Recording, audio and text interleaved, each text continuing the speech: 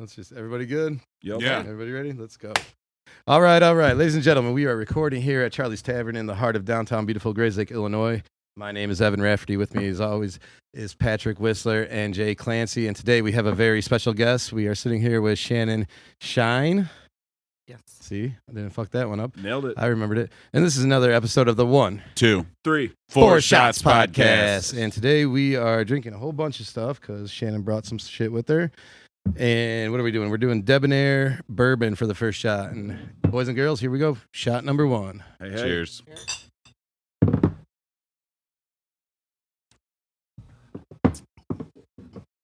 Oh, that's nice. That's pretty good, actually. That's nice. That's from 28 Mile where you work? It is. Very good. 28 Mile Distillery in, is it Highwood? In Highwood. Highwood. Downtown Highwood, train stop town. Yeah, we actually carry a bunch of your stuff over where I'm working over at Finn's. What is it, 28 miles? Is 28 miles to downtown Chicago? Is Yes. that right? They got the name from that? I'm actually using this bourbon in a cocktail on my summer cocktail list. We're going to do paper planes with it. You guys ever heard of a paper plane? Anyone had one before? I had one at a cocktail bar one time. I forgot what was in it. So whiskey, lemon. You said there's an aperitif in there too? Yeah, so it's a Maro and Aperol, I believe. Yeah. Which, honestly, I thought it was going to be gross the first time I tried one a couple weeks ago. I honestly heard it. You know who Mark Norman and like Sam Morrell is? Yeah. The We Might Be Drunk podcast. I know Mark Yeah. Norman. I don't know the other guy. So they drink that on that all the time. That's like their go-to drink. And so I was just like, fuck it. I listen to Why them. not? Yeah. I'm going to try it out. Thought it was going to be gross, but actually pretty damn good. And you can crush them. They go down pretty smooth. Bitter stuff is very crushable. It doesn't come out too bitter. It's like a very complex. Like you got a whole bunch of different like flavors coming out. Well, You the get bitter, you get a little citrus sweet, the lessened- sour. Yeah. Yeah. I'll just drink Amaro sometimes. on Sure. ice. But- it's pretty good. Funny little note as well. I mean, those guys obviously they broadcast out of like New York with their podcast. That cocktail was actually created in Chicago Mm-hmm. back in like 08. Do you remember that song "Paper Planes" from Mia? Like, Yeah. That song, whatever. Yeah. I'm sure you guys all We knew it got before it you from did the that. demonstration, but Right. thanks for the demonstration anyway. little beatbox. I do not. Guns. But yeah, so this guy in Chicago. This is one of those things like you guys were asking me about that other song once, and like it's just like I probably heard it in an airport somewhere, but in the age of Yeah, you're flying Spotify, all the I time. can totally insulate myself from pop music and never hear anything. He only except listens for to that. yodeling But and that song polka. came out before there was really any No, I listen to funk too. Come on. streaming though. Like It was Yodeling, Pandora polka, or what, and you funk. said Spotify. I mean, when did Bowens? It was like 08. So I mean, yeah, it was on the radio. It's on Like the radio. B96 definitely bumped it all day. But anyway, so the guy named the There's drink in after Pineapple that. Express too. That's how. That's I- right. Oh well, fuck! I've seen that 10 times, so I'm Yeah. sure. See? I'm sure I would Now you know the They're recognize like it if walking I heard slow mo it. down the street, aren't they? And that Yeah. song Yeah. starts coming Yep. on. Okay. Great If movie. you guys shout are out. better singers, maybe I'd know. Well, I got no tone and I got no ifs rhythm. and buts were candies and nuts, you know. But yeah, I was gonna say that the bar that he made it at, what is it called? They just won an award for it's the Violet Hour, and Wine Magazine just rated that the best cocktail bar in the country. I have Oh. heard So- of that place. Shout out to Chicago. That's where that drink Yeah. comes from. That sounds like the kind of place that's like way downtown and hard to get into and hard to get to. Yeah. You know what I'm saying? All these cool places downtown I want to go to, but I Yeah. have like a fear of crowds and just Getting like, shot. you know what I'm saying? No, I mean, no one's getting shot in like the Gold Coast or anything. Yes, but they it's are. Just like, Yes, they really are. You just go down there and it's just Not like that many people. I feel like I can't have fun getting drunk in the city because I'm like trapped. There's like an hour and a half in between me and my bed. Well, you know what? That you bring up a weird thing with that. COVID fucked up the train schedule, and Oh, and the totally. metro never really got back to normal. No. Like that latest train that comes out of the city is like 10:50 instead of, remember you used to be able to catch that like 12. Like the 1 a.m. train, right? Or Yeah, no? the 12:40 one that left Chicago. Yeah. Like that's Yeah. not there anymore. There used to be a 10:30 and then it skipped the 11 o'clock hour, and I would always get the 12:30 back. Yeah, coming up. in That's Bucktown at that's not Clybourne it's not Station. there anymore. Yeah, that's fucked because what's the point of going out in the fucking city if you have to leave the bar at 9:30 to walk to the fucking Right. train or whatever? I That's never like got out to the city until 11 o'clock. Right? 12 o'clock. Like, So yeah. you're not even that having was like fun 100 until years ago, 10:30 or 11. Like, Yeah. what do you But even for like if you're going to a game, like if you're at a Cubs or totally? it's hard to catch that 10:50. Like the Yep. game's not going to be over till 10:15, Right. and then you got to hoof it, 10 miles across town to get to it or whatever. But Hopefully it'll come back, right? No, I think people No? kept a lot of things. Yeah. A lot of people Rules like bought implemented that cars were and moved during- out of the city during COVID. They just were like needed to get out of the crowd, and I feel like Metro was already struggling. Like, I think the suburban version of worrying about that is that Walmart isn't 24 hours anymore. You And know? Walgreens closes at 9 Yeah. around here anyway. Yeah. not going to lie, that does upset me a little bit. Not the Dude. Walmart. I don't go to Walmart. But like I don't go to re- Walmart anymore, but I used to go and do like my weekly shopping Wasn't- at 1 a.m. I really needed- So would The I, Meijer in but that Round would Lake be at, was, like, was the- 24 hours the at The first. Walmart That's where I in would Park go. City. I don't do that anymore. I really There's way too needed, many stabbings in that parking lot. I really needed Tums after work the other night, and I couldn't fucking go anywhere except the gas station that had like the little roll-up thing. Dude, you can call me Oh. anytime. I got, I got that I Tums got hooked up. oh, dude, I buy them in bulk. All right, well, let's get back on track here. Yeah. Baking soda works. If we could get sponsored by Tums It's a lot of and the sodium, Adult though. Diaper Company, Wait, those what- are the two that we're Like looking you just for. take a spoonful of baking soda? Well, you mix it in with you Water. take like a teaspoon of baking soda and throw it in a cup of water and stir it and shoot it, and it's like 100% of your daily sodium, but it works just like a Tums. Yeah, I've already had 900% of my Sounds daily chocolate. sodium by the time I need Tums. So Yeah, Holy shit. sodium's like the one no one pays attention to. It's like the silent killer. 1 teaspoon of soy sauce is like 2 days worth of Oh, salt. yeah. And Yeah. I was munching some sushi last night, and I had about a half a bottle of soy sauce. Ugh. All right, well, let's get back to it. So, Yeah. Shannon, thank you again for coming on. With All right, there's another person here. Yeah, forgot what we were doing here, honestly.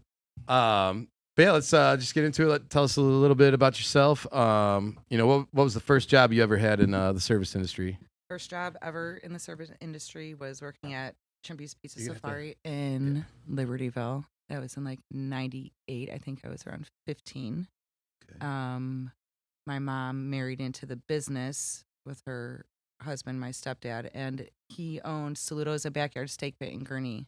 Okay. So Oh, damn. right from I've been to there. Chimpy's, I started working there, being carry-out girl, hostess, bus, did everything until I was old enough to serve. And that was maybe a few years actually serving there before they sold it in like 2003 or 2004, I think. Okay. I've got quite the list. I can read Yeah, through a little bit. let's get into it. From there, I went to Chili's in Gurnee and was a hostess, and then went to Cubby Bear North. Okay. Did cocktailing for bands and serving. Did a couple rooftop Like Cubby Bear parties North over back in in Lincolnshire? Lincolnshire. Yeah. Yeah. What years were you there for? It was before I was 21, so 2004, 2003, something like that. A little bit. I wasn't there for long, maybe 6 months, something like that. And then went to Jimmy's Char House in Libertyville. What's the coolest like band you saw over at Cubby Bear? They used to get like some They had semi big ones. I think the first time I saw 16 Candles was there, and I was mind blown because I love 80s music. It's my generation. Wait, like 16 Candles, the band The or band. Okay, The band. Any big names? I really couldn't tell you. I mean, like Mike and Joe. Mike and Joe playing always there. making a appearance on our show. I don't know. That was so long ago. I mean, you're You know the talking band? 22 years ago. The band called The Band. No, I don't know. Levon Helm. Yeah, well, like Rick Danko, the bassist, like played his last show ever at the Cubby Bear North. Huh.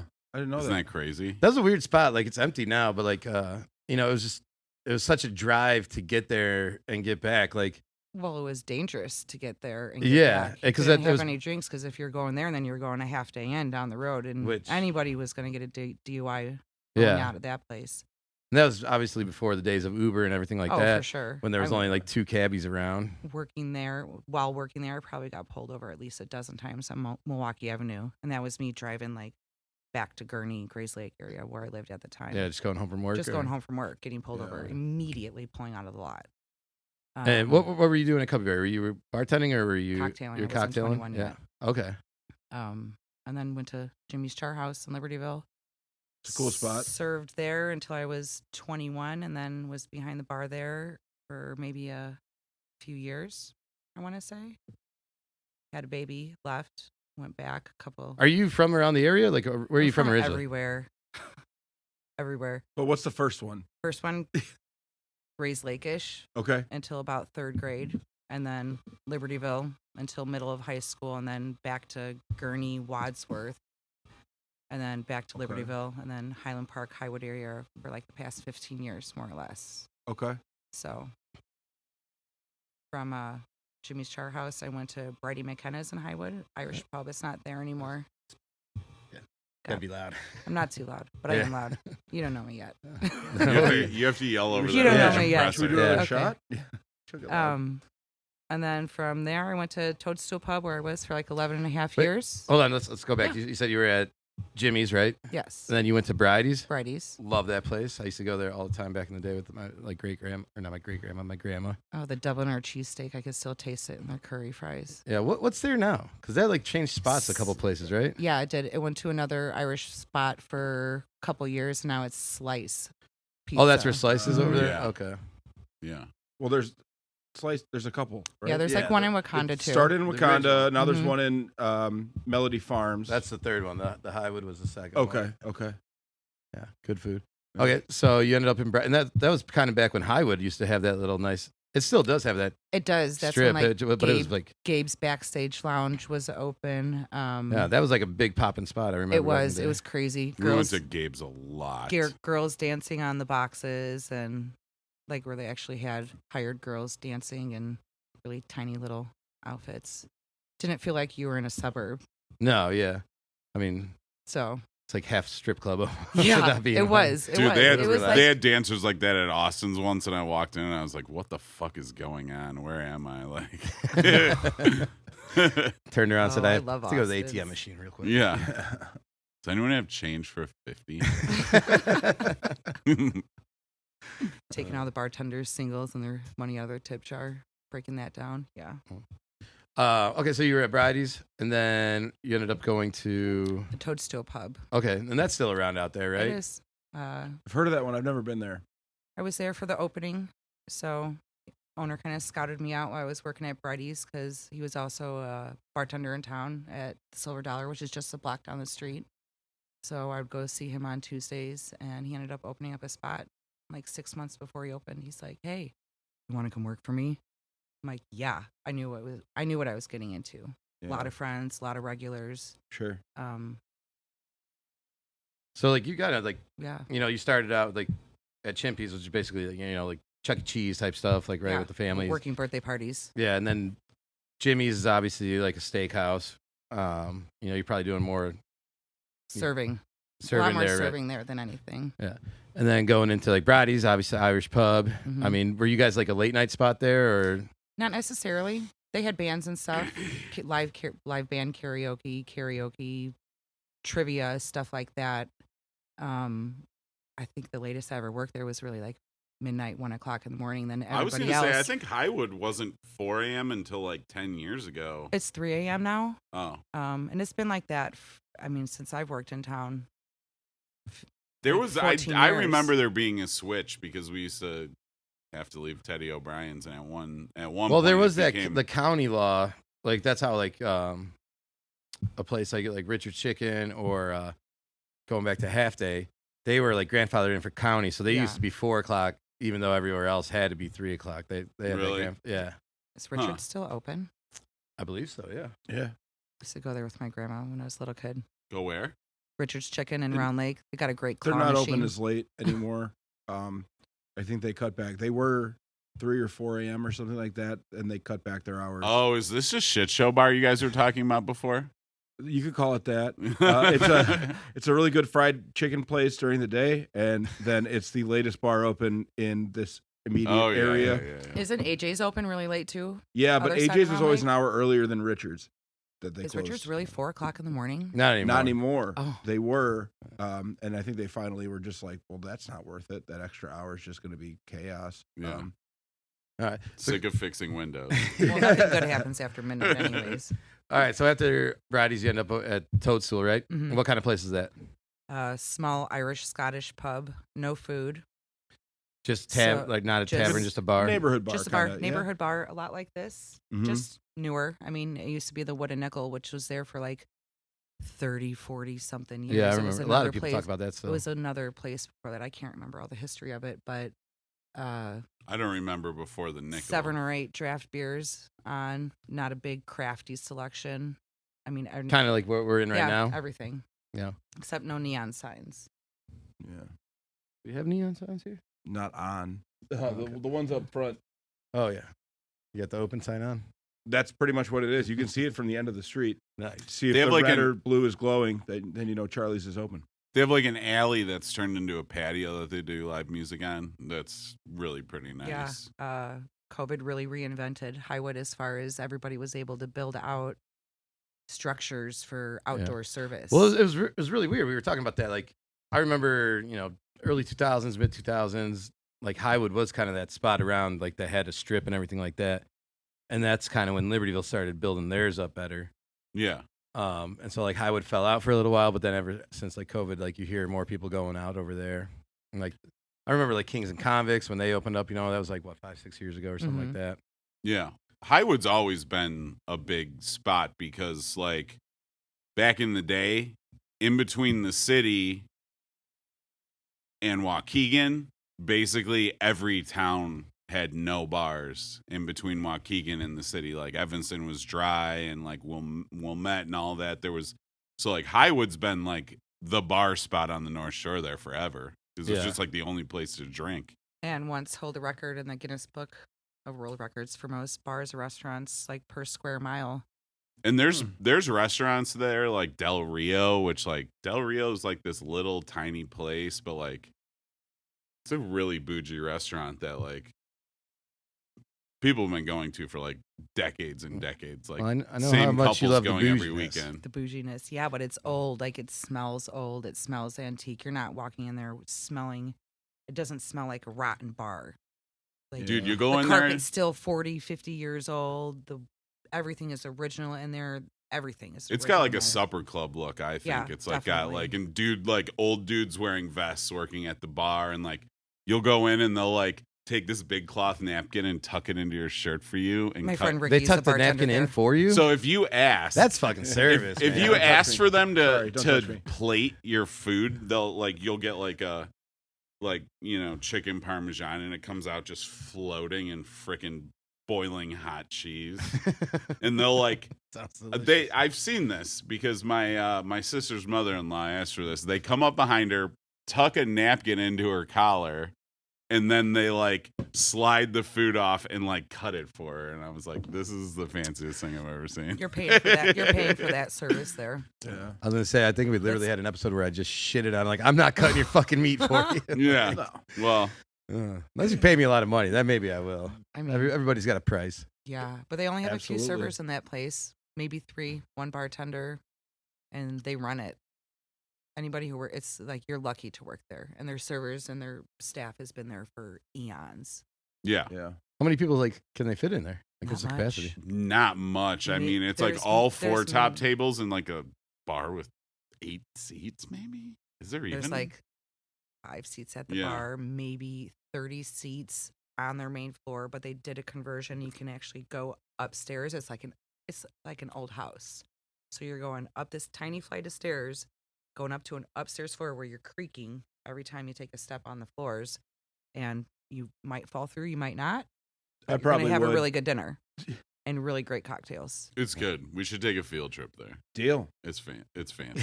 It's not like fancy like going to the city like this is $500 for dinner. It's like it's reasonable, but Nice. it's nice. But every other place in Highwood has been there for a really long time.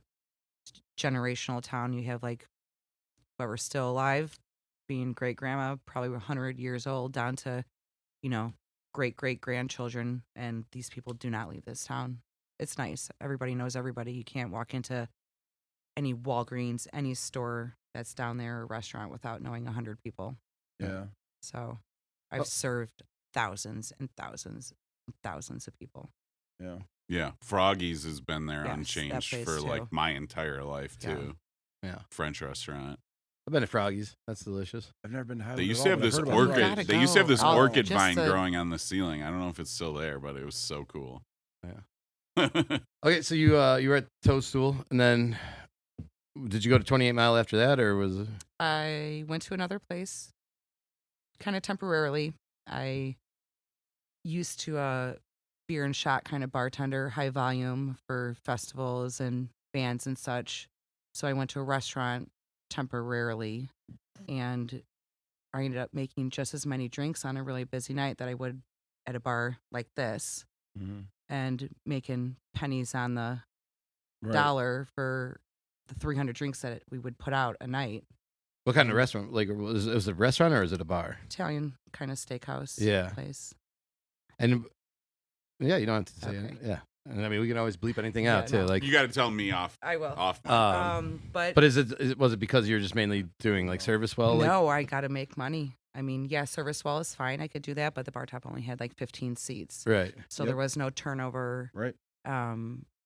I was still busy. Like there was 300 people in a bar though. Well, that's what I mean. Was Nonstop. that because of like the service well? Because of the service well. And you're only getting your 10% or whatever tip out on that, if that. Sometimes I didn't even feel like it, but yeah. Yeah. So still breaking a sweat and walking away with definitely not what I'm used to. So I mean, I've got a standard as far as how much money I need to Well, make. and that's always sure. rough too when you're at a place like that, because I've been through that, and especially if you like hear a server and they're talking about how much they made and stuff like that, and you're like, I made probably like 60-70% of your tabs tonight, on a Friday night, because they're drinking wine, they're drinking these martinis and all this, and like I said, maybe you're giving me 10% of your tips, probably only a percentage of your overall sales, more likely only a percentage of your alcohol sales on it, and you kind of just like, I just ran through the ringer for fucking nothing. Yeah, that's what it felt like. So I kind of felt like it was any good bartender was like, felt like I was being abused a little bit. Yeah. Just, I mean, for the amount of effort that was put into it. And overall, at the end of the day, it wasn't, I mean, maybe that would have been great money if I was 18, 19 years old. But Well, that's the thing too. Money always talks. Yeah. Money always talks. So I like to make money, and I like to make whoever I'm working for money, but it's got to go both ways. Yeah. That's what makes this industry awesome. Like the more I sell, the more I make. Right. Right. And I'm working for the owner in that regard, because there's the percentage aspect and the tip culture, right? I mean, it's I don't know. It's Unless you're a cook, then you make minimum wage and fuck you. yeah, that sucks. That's Although last couple of years, man, the cooks have a lot of power. Cooks are doing well. My buddy's better. paying all his cooks Shout out 19 or 20 bucks an hour. It's insane. Dishwashers are getting raises too now, Yeah. and that's fucking huge, because those guys, I mean, most cooks are there because they want to eventually open their own place. Dishwashers are there doing the shittiest work for. Yeah. Just shout out to dishwashers. I remember like 2 years ago, like right after the pandemic, when no one could find help, and there was a restaurant that put out a post, and it was dishwasher $18 to $22 an hour, and I was like, I got 2 nights off, man. Yeah, like I'll just go back and hang out. Fuck. Right. But I mean, well deserved. That job's Do you appealing like being because soggy all the time? Or do you ever see them when like their hands get fucked up from all the chemicals and everything like that? It's that crazy. sucks, but there is like a flip side to that kind of job where like you don't have to talk to people. And like after you spend X number of years talking to people, like time off just from speaking to anyone is like a premium. You get to do your own thing. Like for Pop in me, your after years of headphones. retail and everything, like I'll just take a day off just to sit at home and stare at the fucking wall, because it's better than talking to people. Yeah, You know? but it's also better than fucking having to wash dishes. You still get yelled at by the chef or whoever for not having. Some manager like myself coming in being like, Where's the "Hey, forks? I need the Wash silverware so I forks. can You cut got these servers servers." yelling at you. Oh, Yeah. Fuck. It's a fucking rough job, but it's your foot in. That's how you get into it. Okay, so ended up doing that place or whatever. Yep. And then where are we going after that? and now I'm at 28 Mile in Highwood. So just Give us a little overview, like what kind of clientele, everything you guys do over there. so first of all, it's a distillery, and that is their main source of what they're trying to do with their establishment. Is everything made on location? Like you guys? Almost everything is made on location. So they started out with a vodka. What we have here, as far as like the debonair, they outsourced this. This is produced out from down south, Tennessee, Kentucky area. They have a couple of different barrels going into the The whiskey belt. whiskey ballots. But they make a gin, they make a tequila, a reposado, and a blanco. They started out making this Elf this past year, the butterscotch bourbon, and then they have a 4-cask.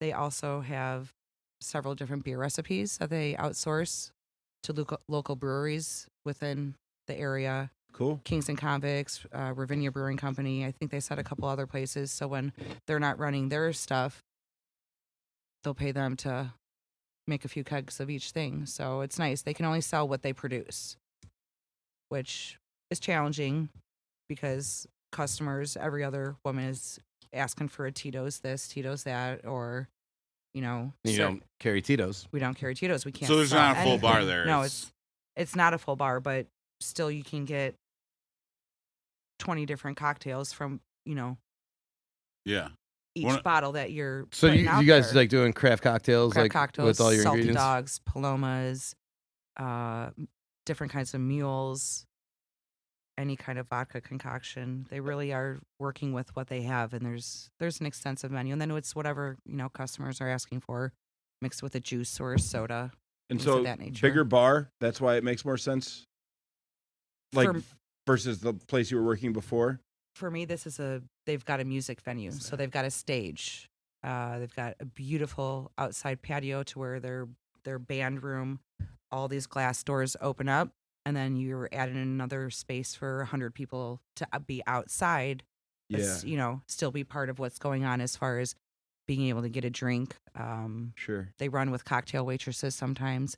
They do serve food, very small menu, pizzas, a couple of different appetizers, small stuff. Sure. Easy, small kitchen. They got 3 little girls working in there, and that's it. In the kitchen? In the kitchen, the tiniest girls you would ever see. Like 5-year-olds? No, close to the size, maybe 10-year-old size, but they're sweetest little girls, and they can pump it out Nice. with these pizzas. Nice. Do you guys stay open like late? Like you got the music venue going, so like Friday, Saturday, like what time do you guys have Friday, music going Saturday, to? music starts around 8, usually typically ends about 11-ish. There are sound ordinances in Highwood. So Yeah. that's about, cops aren't coming in to shut you down, but they will make their presence known, especially if some old lady If who you make it a lives- habit. Yeah, you don't want to make you'll it a get habit. Busted, yeah. Highwood runs with so many festivals already that they're keeping the town up days on end. Yeah. So everybody tries to be respectful, but everybody has bands outside now. So you're hearing 3-4 different places in town having a band going on outside till music goes to like 11:30 at night. Yeah. Yeah. So there's a couple of different late night bars in town. It's nice to be able to have a crowd. And our crowd that hangs out at 28 Mile is probably early 30s to like 60 years old. So we don't have the 21-year-olds doing 50 shots, Good for you chugging beers, guys. breaking beer Yeah, bottles. Good for you guys. I'm You going know, to get into that a damaging little property. bit later. Yeah. Nobody's damaging property. Nobody's Yeah. puking in the bathroom. Libertyville gets a lot of that, man. Grays Lake's pretty tame too in that regard. Libertyville's always had that, though. I mean, Yeah. Downing's, the Island, Tommy's when it was Tommy's, open. man. That's where I used to go when I was like 21, and I was awful. Good Were old you- Tom. Good old Toms. I miss Tommy's. I did work there for a little while. Yeah, I Did you work know. there? Did you work there when Tyler worked there? Yeah. I hired Grew up Tyler. with him. I hired Tyler over at Finn's. Remember that? He See, was working that night my that I boss, came and in now with I'm your his cousin. boss. That's so funny. Got him. Fuck you, Nice. idiot. Yeah, suck it. Yeah. I know Who's Tyler, listening to this podcast now, Tyler? You got to have him on. He I'm- told us, he was like, no one's gonna listen to it. I was like, Oh, fuck you, Tyler. That's the backwards hat guy that broke his arm. Yeah. Oh my God, yeah. Fucking get this shit. The episode we just put out with Scotty from O'Toole's, we did that at like 1 PM because Finn's had a party bus going down to the Blackhawks game that night. So I had to get out of here. We do, a dozen shots or whatever here. We get over there, take the party bus down to the stadium. I'm already like 10 shots deep before we even get there to the bus. because of this. Yeah. Yeah. So we were doing an episode of this first. So we get over there, we get on the bus, go down there. There's like 20 of us from Finn's. Get into we're in the 300s, the upper deck. We had 3 people from our group fall down the seats. And one of them, my main bartender, who breaks his wrist and can't work St. Patrick's Day weekend. Oh, It looked like he did it like right at the beginning of the game. He did. too. Because I saw some Facebook shit. And I'm like, 3 periods with a broken arm. Fine. And then the next day, he's like, I think I broke my wrist. I did that when I went to a Cubs game. One of my friends hoisted me over that big macaroni noodle. Oh, yeah. Just fell flat on my wrist. The next day, totally, it was fucked. Yeah. It was fucked for weeks. y'all need to drink your milk. But I went through I've the never whole broken game. shit. Neither have I. Yeah. I've never broken a bone other than all of my fingers. My senior year in high school, my buddy did that at Summerfest. Like, he wasn't drinking, so like we made him drive like 6 of us up, crammed in his little like Chevy Cavalier or whatever. We get up there. We were going to see the Violent Femmes or something like that, and Dark Star, that Nice. the Dead cover Fuck band. yeah. Nice. And so we're leaving, like Dark Star's over, so we got to walk across to the next stage for the Femmes, and you know how they have like those little like 2 platform like bleachers there. yeah. So we're on the top one, and he's looking back and misses the end, snaps his ankle. He's like telling everybody like something's wrong, something's fucking wrong. He's the only one sober out of all of us. I'm like, stop being a pussy. We're going to see the Femmes. All this shit. Yeah. He's crying about it the entire Femme show. We make this kid drive back down here After walking the Summerfest grounds, too. because he was the only one sober. You know, like so, like he drives back down here. I'm like the last one to get dropped off. He's like, dude, my ankle's killing me. He like shows me it, and this thing is like swollen like a watermelon. I'm just like, Oh. I'm You like, probably get that Do look that. at. I just start feeling horrible. Why'd like, you drive, you idiot? I was literally like, oh my god, dude. Like, Dude, you should have taken care of this hours ago. What were we supposed to do? We're all fucked up. yeah. So he goes to the hospital. Sure as shit, broke his ankle in like 2 spots. Just like, Dude, one time at Summerfest, I went to go see Weird Al and BB King, and they were playing right next to each other. So they were playing close enough that at the back of the crowd from both shows, you were only like 100 yards apart. So I could just walk just, back like, and forth Looking and from watch. one to the other. He's got It's weird. one ear going over here, one over there. Well, Weird Al does like a wardrobe change every song. Usually, I don't know. Yeah. I don't know how many times you've seen Weird Al. How many But- times have you seen Weird Al? A bunch. He was at Ravinia just. He was at Ravinia just 2 years ago. Shannon's It was I know. actually I'm great. actually, I'm actually upset that I didn't make it over there. It's a good show, but seeing BB King and Weird Al on the same night was freaking awesome. I actually saw Humphreys McGee that night too. What the fuck? Like, you can see everything. Like, That was- Whoa. BB King, Weird Al. That hurts my heart. That you Summerfest sucks. That was now, a though, discussion too, in man. your They, head. they split it all up, so it's not like the 2 weeks anymore. It's like 4 weekends. Yeah. Like that was the best part. Is like on a Tuesday you could just be like, Oh let's yeah. go It's a see. decent show. Yeah, It was only for like 10 $10. days, and there was like serious acts on like Yeah. a Tuesday at 7, and it was like, well, I guess I'm not I working. used to get free tickets when I Yeah. worked for. Well, it was only like the $10 to mega get in, warehouse like I unless you were worked going for. to the pavilion. But it was like on a Tuesday you go like $10, go see Real Big Fish, you know, one of the Marleys, and you know someone like the Violent Femmes for $10. Dude, I sat in the pavilion to see the Allman Brothers and sat next to Louis Black. Oh, the comedian. Yeah. Nice. Everyone was coming up to him and saying hi and stuff. He looked so grumpy. Oh, he is. His whole He's thing. fucking hilarious. That's his whole thing. I saw him at the Genesee a couple years. He was back. being nice, but he looked pissed. Like, Oh. That's just his Should've worn spiel. disguise. yeah, it was great. Oh shit. Or maybe I was drunk and it was a lookalike and he fooled everyone else too. Do you ever wonder that? You like see a celebrity in public and you're like, what Every if it time was you sit just... next to an old Jewish man, you're like, "That's Louis Black." So I ran into It's like the Bernie Sanders guy Oh with the my sweater God. that's like, Yeah. I'm not Larry David. And on the back it just says, I'm. Yeah. Yeah. I ran into Bono in the city one time. Are you sure? So we weren't. It was at like the it was biggest, biggest turn up. we. Shout out to South Park. Yeah. No, but we were at like a. You guys ever hear of, like Porn and Chicken? Like a yeah, party? dude. Fuck So this yeah. was like the prequel to Porn and Chicken, and it was basically like this bar that had an open mic that the open mic got canceled, and this kid I knew who knew the guy who started Porn and Chicken started there, and then he moved it around to a couple places and all that stuff. But we were all at this like we lived right there, so it was in Wrigleyville. We were at this like Mexican restaurant that had a top floor that would do this fucking open mic, and it got really packed because some kid was playing a 12-string guitar and he was getting kind of famous, and he would take like those electric handheld fans and play a 12-string guitar with that fan going and shit like that. So we're sitting at the bar doing a couple shots. I shit you not, dude comes up, looks like fucking Bono. And I'm just like, I'm like, are you Bono? And he's like, yeah, mate, like talking like that. And like all my friends didn't believe him. I'm like, I swear to God, it's him. Dude was like up to my chin too. Like dude's really Yeah. small. Like he's tiny. Yeah. Angry little Irish. dude, Yeah. That's him. And I'm kind of like, holy shit, this is crazy. Like you're really Bono. Like I'm not believing him because all my friends are like, there's no way that's him. what the fuck would he be doing here at this open mic thing or whatever? Girl comes up, she's talking to him like it's his wife and stuff like that. Go back to like the apartments later on. We all lived in the same building. Like we're talking with all our friends. I'm like, I swear to God, I'm like, we met Bono. No one believed it. Next day, we're all sitting around watching the news. Bono and that girl was his wife. She was in town doing something for some children's hospital. And I was just like, ha, I told you. I met the biggest piece of shit. Yeah. I saw Wee Man at 15 Pequot's correct. Pizza in Morton Grove. That's pretty random. You saw Wee Man? At Pequot's Pizza. Oh, in Morton that's Grove. pretty cool. And me and my girlfriend are sitting there. We're like, we're not going to ask. You're not going to confirm. But, like, that's fucking Wee Man. So yeah, I because it's like, Wee Man's tattoos. do all midgets look the same? And we're not trying to bother the Tread guy. He lightly, was there bro. with, like, a big group. It must have been his family. And I didn't, like, I had zero interest in being like, hey, I'm some fucking idiot. Hey, Wee Man. That's not how I wanted my day to go. But we Googled his tattoos to confirm. Because he had a very visible tattoo, and wow, Sherlock he was Holmes fucking over Wee here. Man. We had him at, where I was bartending one time. We had him in there because he was doing something with Monster, and so like, he came in for a promo, and everyone's trying to get him to drink, and he just wouldn't drink, and he just kind of like seemed out of it. And I went up to him like everything good, you know? Like he's just like, yeah. He's like, but I drank the past like 10 nights straight, you know? Like every time I do one of these promos, people are giving me Jaeger bombs with fucking Monster. He's like, I feel like I'm gonna have a heart attack. Yeah, but I wonder how many shots it took him to get drunk. What?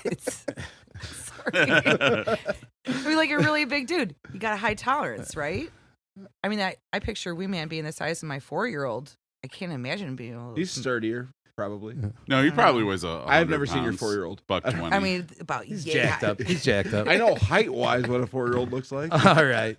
Well, let's go ahead and end segment number 1. Yeah.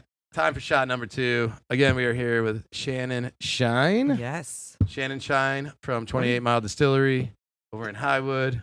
Again, thank you for coming on and hanging out with us. Thank you again for having me. This time we are doing what? Elf? The Which is butterscotch whiskey. bourbon. Okay, butterscotch. Cheers. Cheers. Cheers.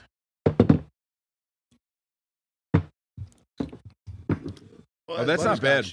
That still tastes like whiskey, though, too. That's what I hate about, like, some of them. Yeah, Screwball is like sweeter than candy. It's like might as well be a extreme. liqueur. That still tastes like whiskey, but there's a butterscotch to it, and I like that. And that's delicious. Does that break? Yeah. On that note. All right, let's get into it. Trees smell like cum. It's science. Not always, but sometimes. I learned it in college.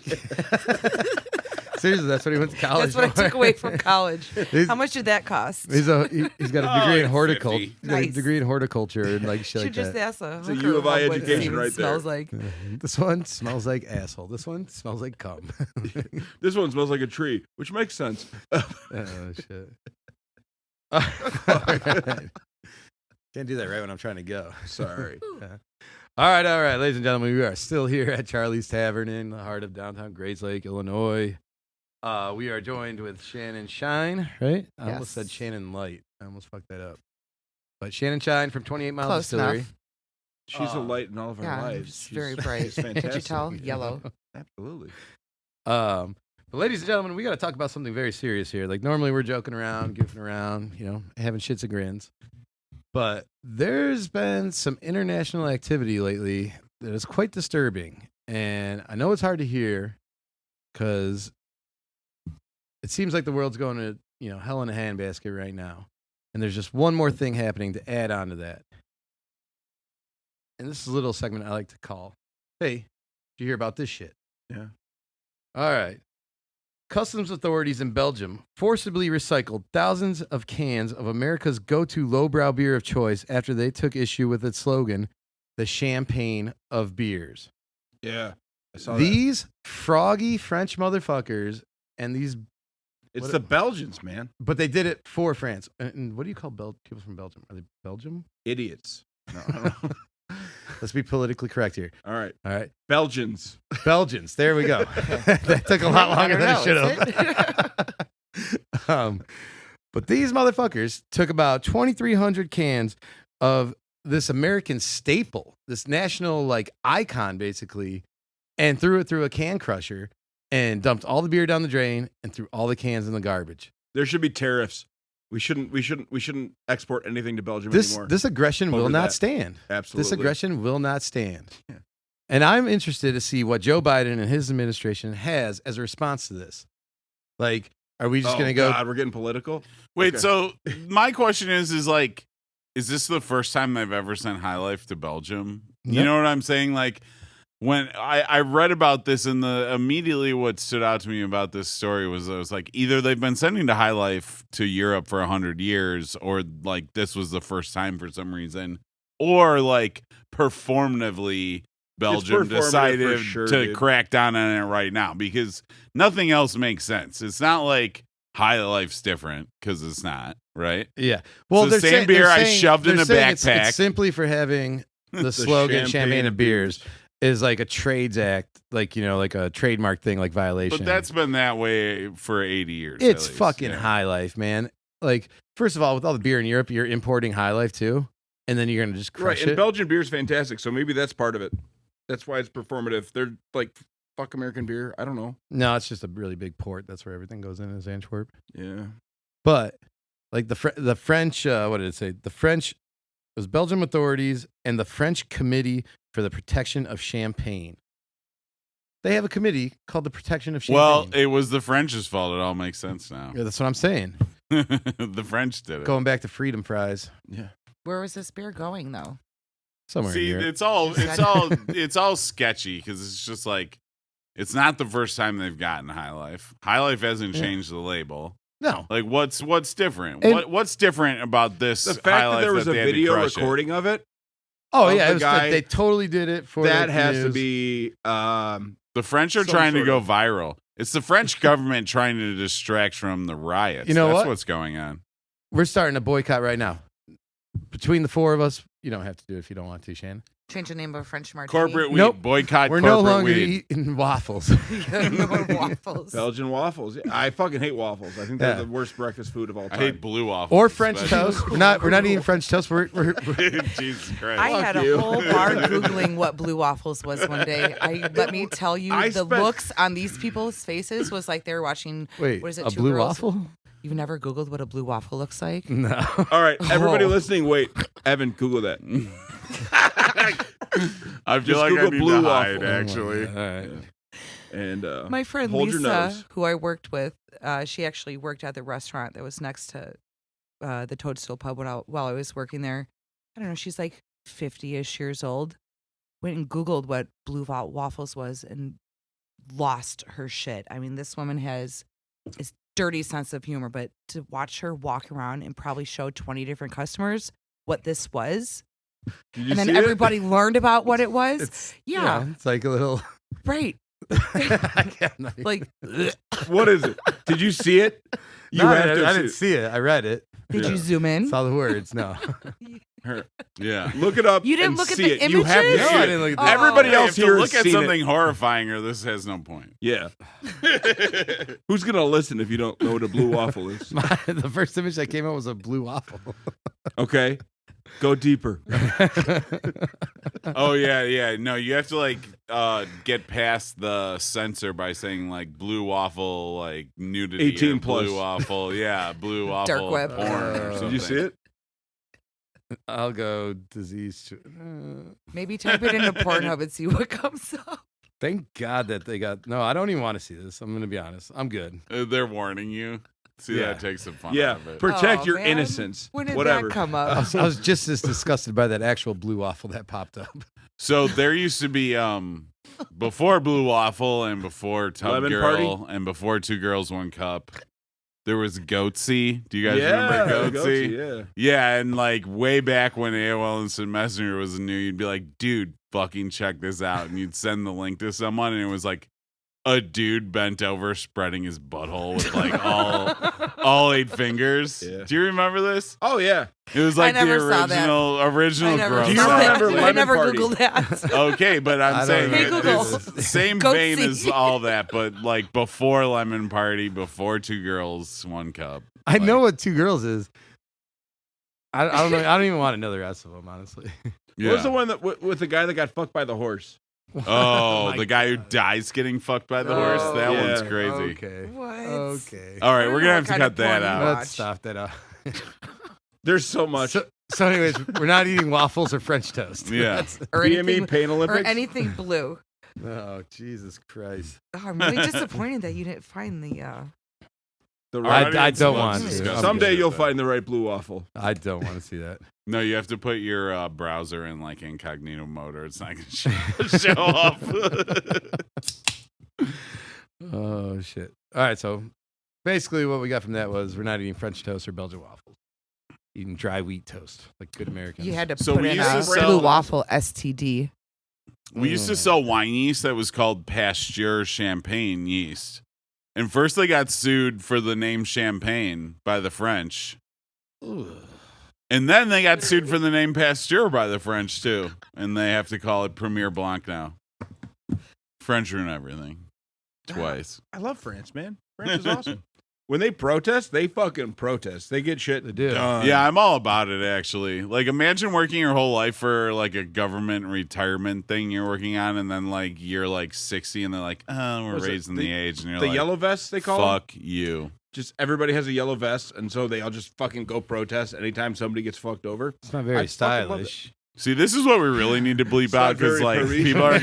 people are gonna listen to this and be like, these fucking communists. Yeah, I got nothing against communists, man.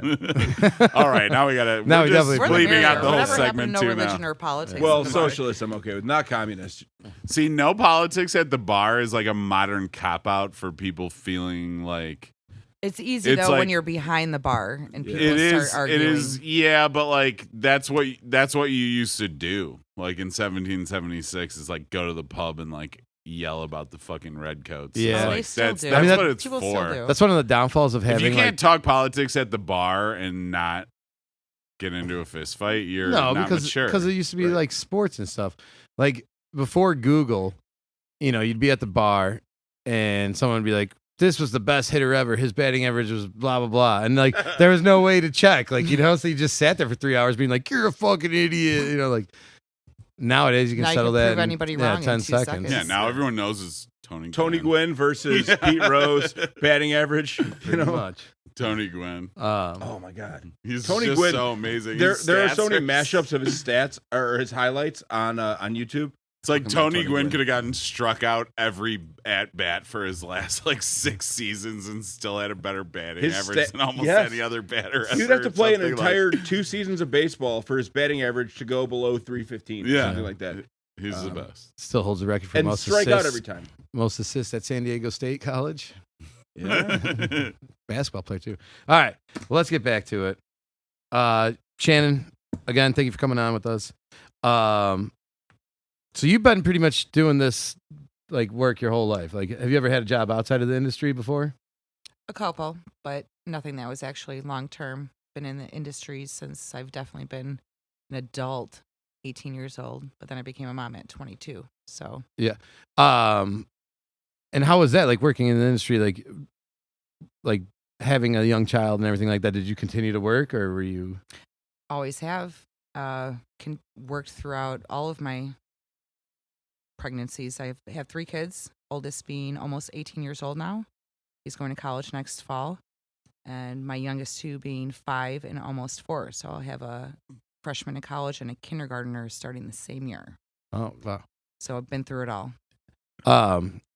Did you find anything like challenging, like working in like the hours that would like, were you working nights and then having the kid at home? Did you have help at home, like raising the kids and stuff, or? Yes. So for my first term around being a mom, young mom, 22, only had been a bartender for like a year and a half at that point by the time I had him. So I always worked nights. Yeah. And then didn't start picking up a couple day shifts here and there when I was working at like Brady McKenna's was when my youngest son and Jimmy Starhouse was school age. So I'd work a couple lunch shifts a week. But then anytime his dad and anytime he was with his dad on visitation, I always worked those nights. So I pretty much have had the same schedule for like 15 years, more or less. Yeah. Worked every Wednesday night and then every other Friday through Sunday night. Other weekend being I'd like pick up a Friday or a Saturday my mom would always help with babysitting and or, kids will go for a sleepover at grandma and grandpa's house or friends, something like that. Right. But more or less, I have been a stay-at-home mom for 17 years during the day. Nice. Well, that's especially great when you got them at that younger age, Yeah. and you can have help with them after hours when you're going to work. Which, I mean, honestly, that's one of the greatest things about this industry is, being able to have a family and, being able to make enough money. Like when we were talking to Ralph, he was talking about that with the switch between him and his worked wife. during the day, he worked at night. Yeah. That's what my ex-husband and I did too. I mean, with our youngest boys, he worked during the day, a typical 7 a.m. to 3 p.m. kind of a shift, and I'd be at work between 6 to 8 o'clock at night once a week, and then every other weekend.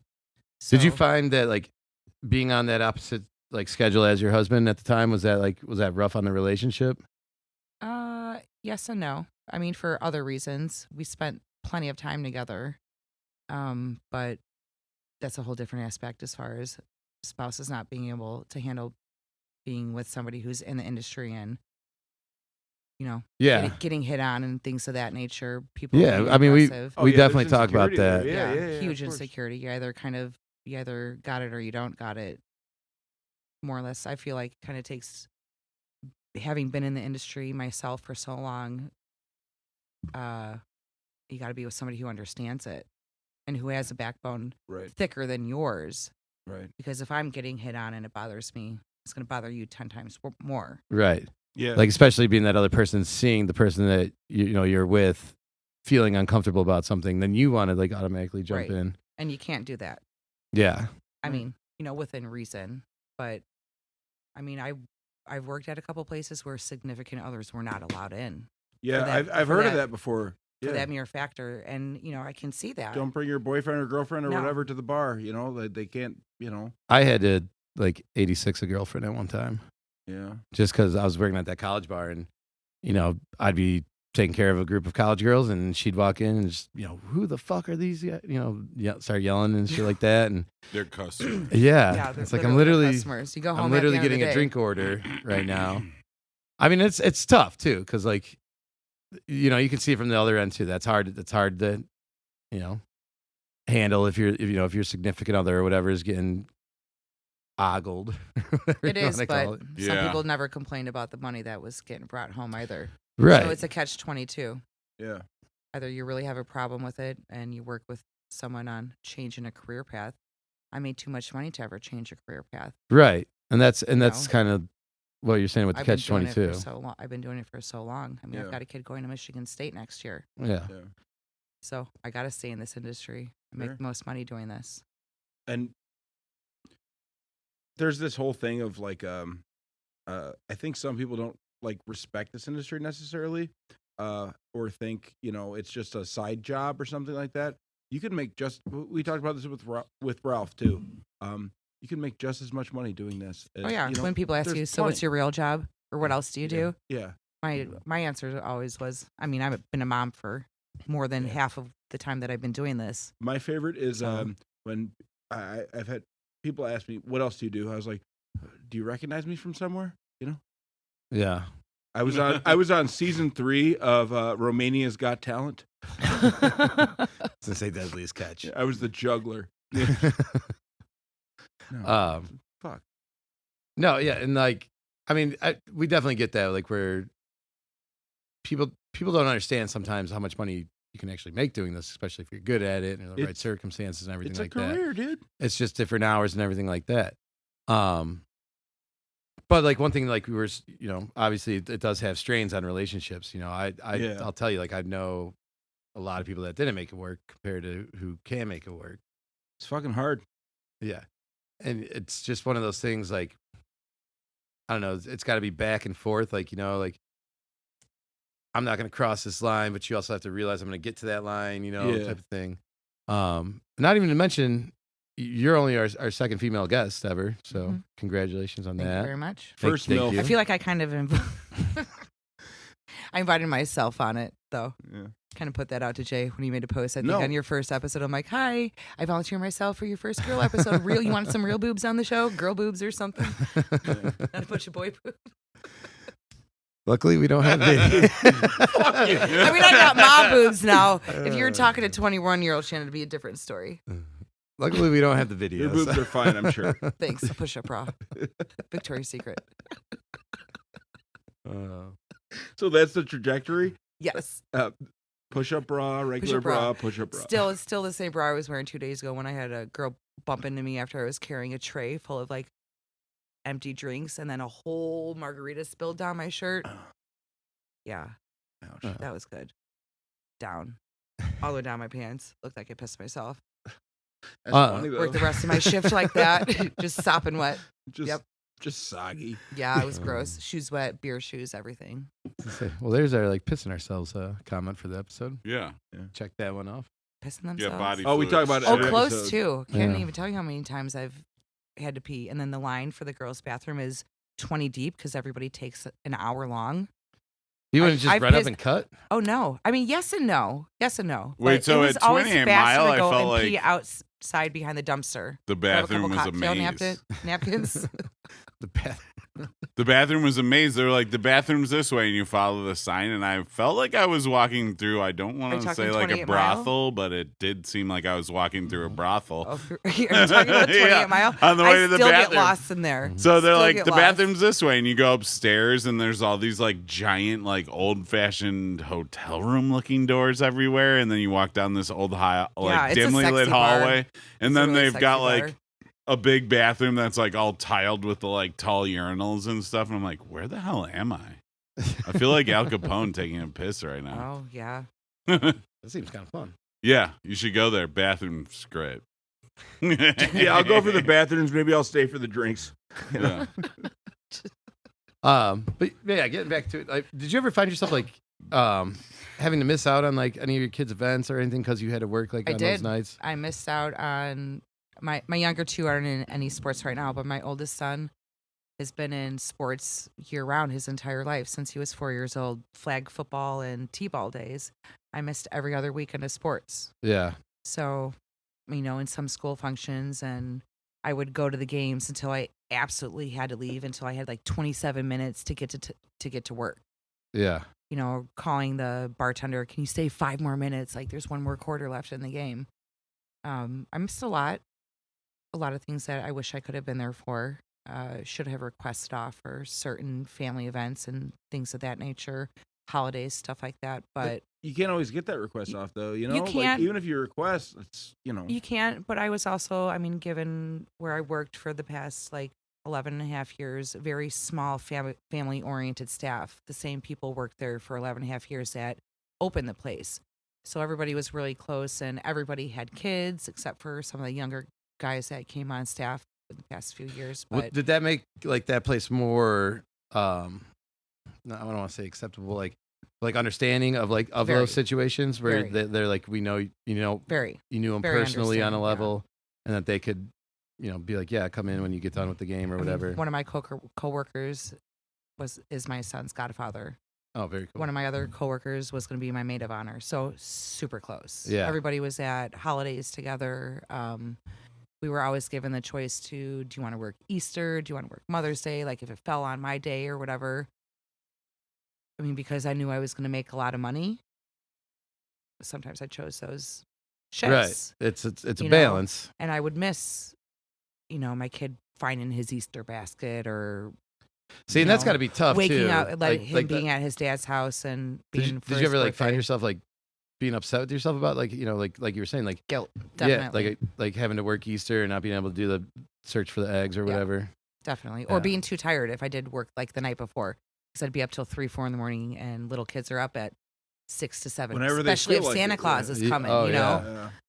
Yeah, I know. Yeah, Like Christmas, man. I remember like because my mom waited tables and stuff, and I remember on like those holidays, like I remember going and sitting in her section in Mother's Day, like while she was working, Mhm. and like it was kind of like our way of being able to go see her. But then like now that I look back at it, I'm like man, that's kind of like sad, like a little bit, like She like was just trying to make $1 though. yeah, Yeah. Same with me.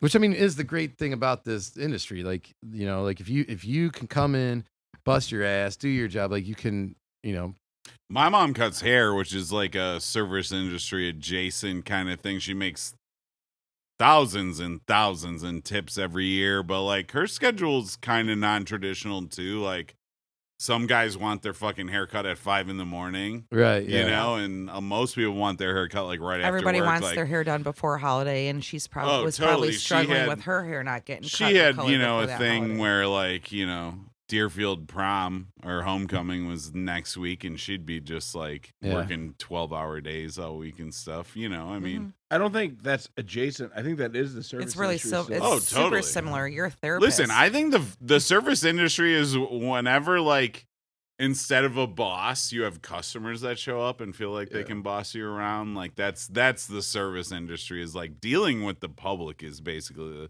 you know, it's like almost any non-corporate job. Right. You know what I'm saying? It's an intimate like, thing, though. You're sitting there with that person for several hours. yeah. So one-on-one conversation. It's just like sitting in a bar with one customer for 2 or 3 hours.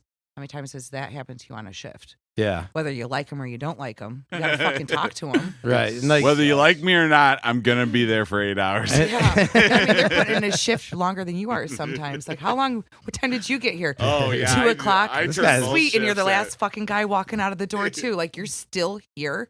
How are you standing? this guy works a double We should every probably Sunday. order some dinner.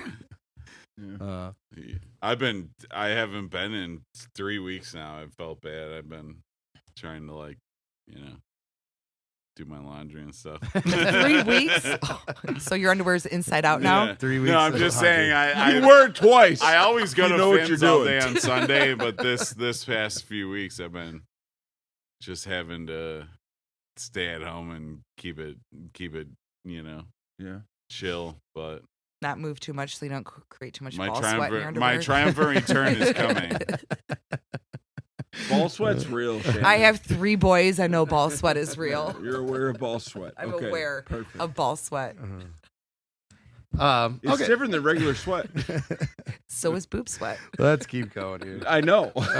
I was I gonna say, have boobs. I'm lucky enough to experience both of these phenomena. I'm a real Renaissance sweater. Oh, lady balls too. I got lady balls. I say my lady balls are sweating. Anyway, Okay. All right. So, I mean, obviously, you've been doing. How long have you been bartending for? I'm gonna be 41 in October, so that'll be exactly 20 years 20 years on that, and been in the industry for. since I was 15 years old. So you're looking at almost 26 years coming up in October. So, tell me something like what's the drink that you judge someone on? Like when they come up and order it, where you're just kind of like. besides a Long Island. Ooh, but that's like, I mean, it can be a Long Island. but I know a really classy chick who likes Long Islands, and that's like, Really classy. I was super surprised when she Based on ordered. She what? only has like just a prominent. Long Island's a like, prominent, give me the most alcohol you can legally yeah, give me she in one likes to get container, super please. fucked But- up. but see, she's like- only like 2. She'll have 2 and then she's done. Cuts herself off. I That's like- how it should be 3 everywhere. sheets to the There wind. should be a 2 limit on that. Yeah, but see, I could handle Long Island all day long, but it was like because Highwood has like, you know, the Navy base is close by. Right. There's the Fort Sheridan housing And those things of that. those nature. guys all drink that shit. those kids, all those guys, Yeah. but you have all the kids coming up from the base Give me a in Strong Waukegan Island. and North Chicago because it's a train stop town. Yeah. And like $12 Uber ride from North Chicago. How can you drink 20 fucking Long Islands? How can you do it? Like, how can you do it?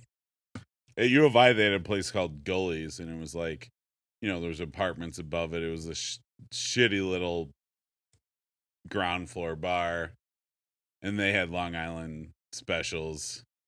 And, you know, I didn't even have a fake. I just looked acceptably 21 enough that we could all just go in at 18 or 19 years old and just order drinks, and they never questioned me ever. And, yeah, they would make them in 32-ounce plastic giveaway mugs. Nice. Got to take it home with you. So it was like double. They'd pick up the 4 bottles, like blah blah blah blah blah blah blah blah blah blah.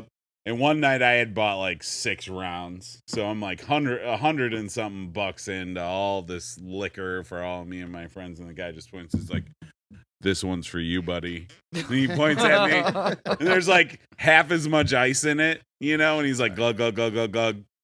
4 shots. Oh, Glug, he glug, just glug, wanted to glug, see glug, what was glug, gonna happen 8 to you. shots, and then he's like, glug, glug, glug, glug, glug, 12 shots.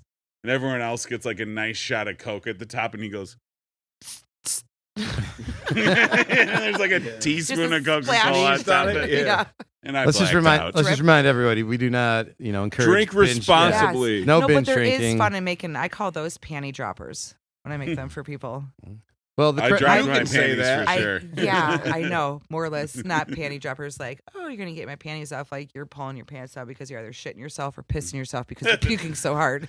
This year at U of I, they actually instituted the public urination ticket. When I was like a sophomore there, it was like not a thing. Back in my day, if you got caught, they'd be like, "Get the fuck out of here!" And you now could all of a piss on sudden a they're fire handing out hydrant like a tickets. dog. Didn't matter. Shit. I'll They just, ruined everything. They ruined unofficial when I was there too. Shut it down. oh shit. I wonder if there's a correlation between You leaving all and, these and, drinking and you, traditions and you and I ending becoming me being lame. there. Don't wonder Probably too hard. coincidence. Yeah. You might have solved that puzzle for yourself. Yeah. It's a coinky dink. Oh shit. I don't even know where I was going after that. to tell you We the got to truth. end the second segment. We're like at an hour 30. Yeah, let's do it. All right, that is the end of segment number 2. We are at that time. Still here with Shannon Schine at Charlie's in downtown Grayslake. It is me, Evan Rafferty, Uncle P Pants himself, Jay Clancy, and Tiny Tank Patrick Whistler. Pants. Uncle Pete. And this is time for shot number 3, end of segment 2. Shabbat shalom. Cheers. Cheers. Okay.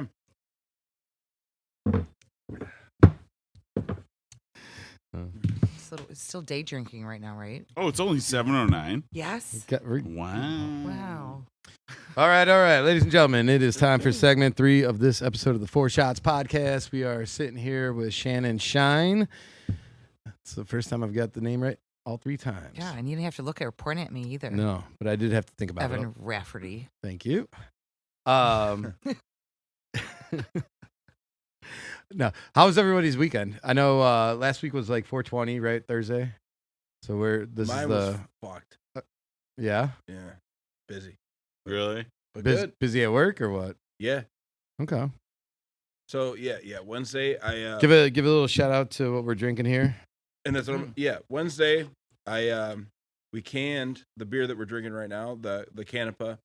The what? Light the lamp Canapa. Canapa, that's what it's called? Some people call it can IPA, but Can IPA? IPA. Canapa. Yeah. The cannabis. Can I get one of those IPA. IPAs? Yeah. Sure, bro. Thank you.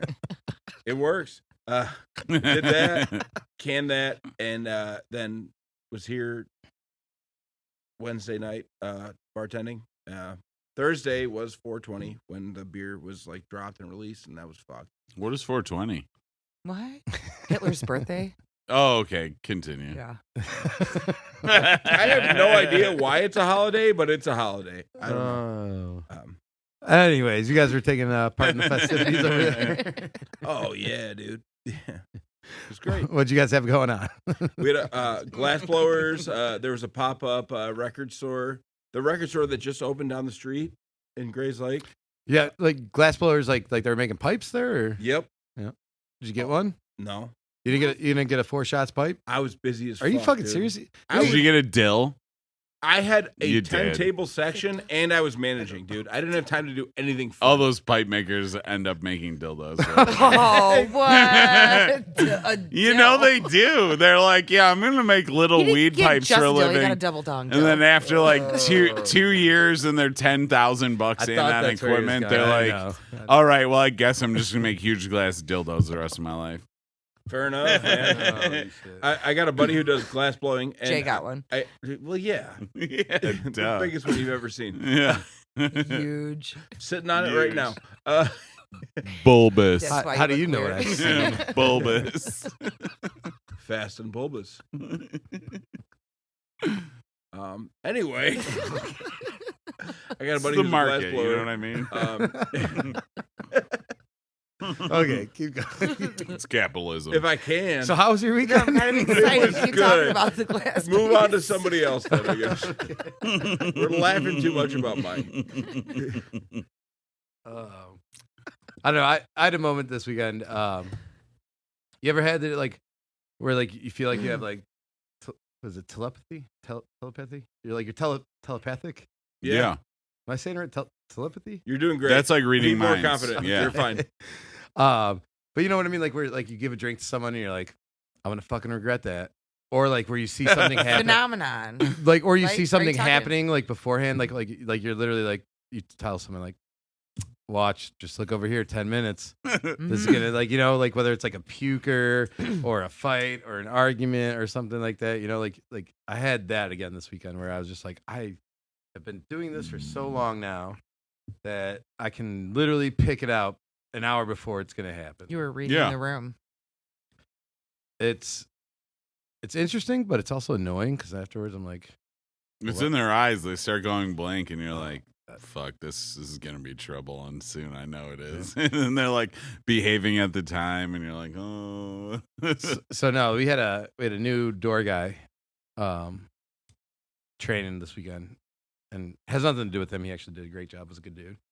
But the sound guy, Dustin, that we had on here was working. He's like, oh, new door guy, right? You know, blah, blah. He's like, and he starts talking to me about like fights. I'm like, oh my God, dude, we haven't had a fight in here in over a year. Like literally. And then it happened.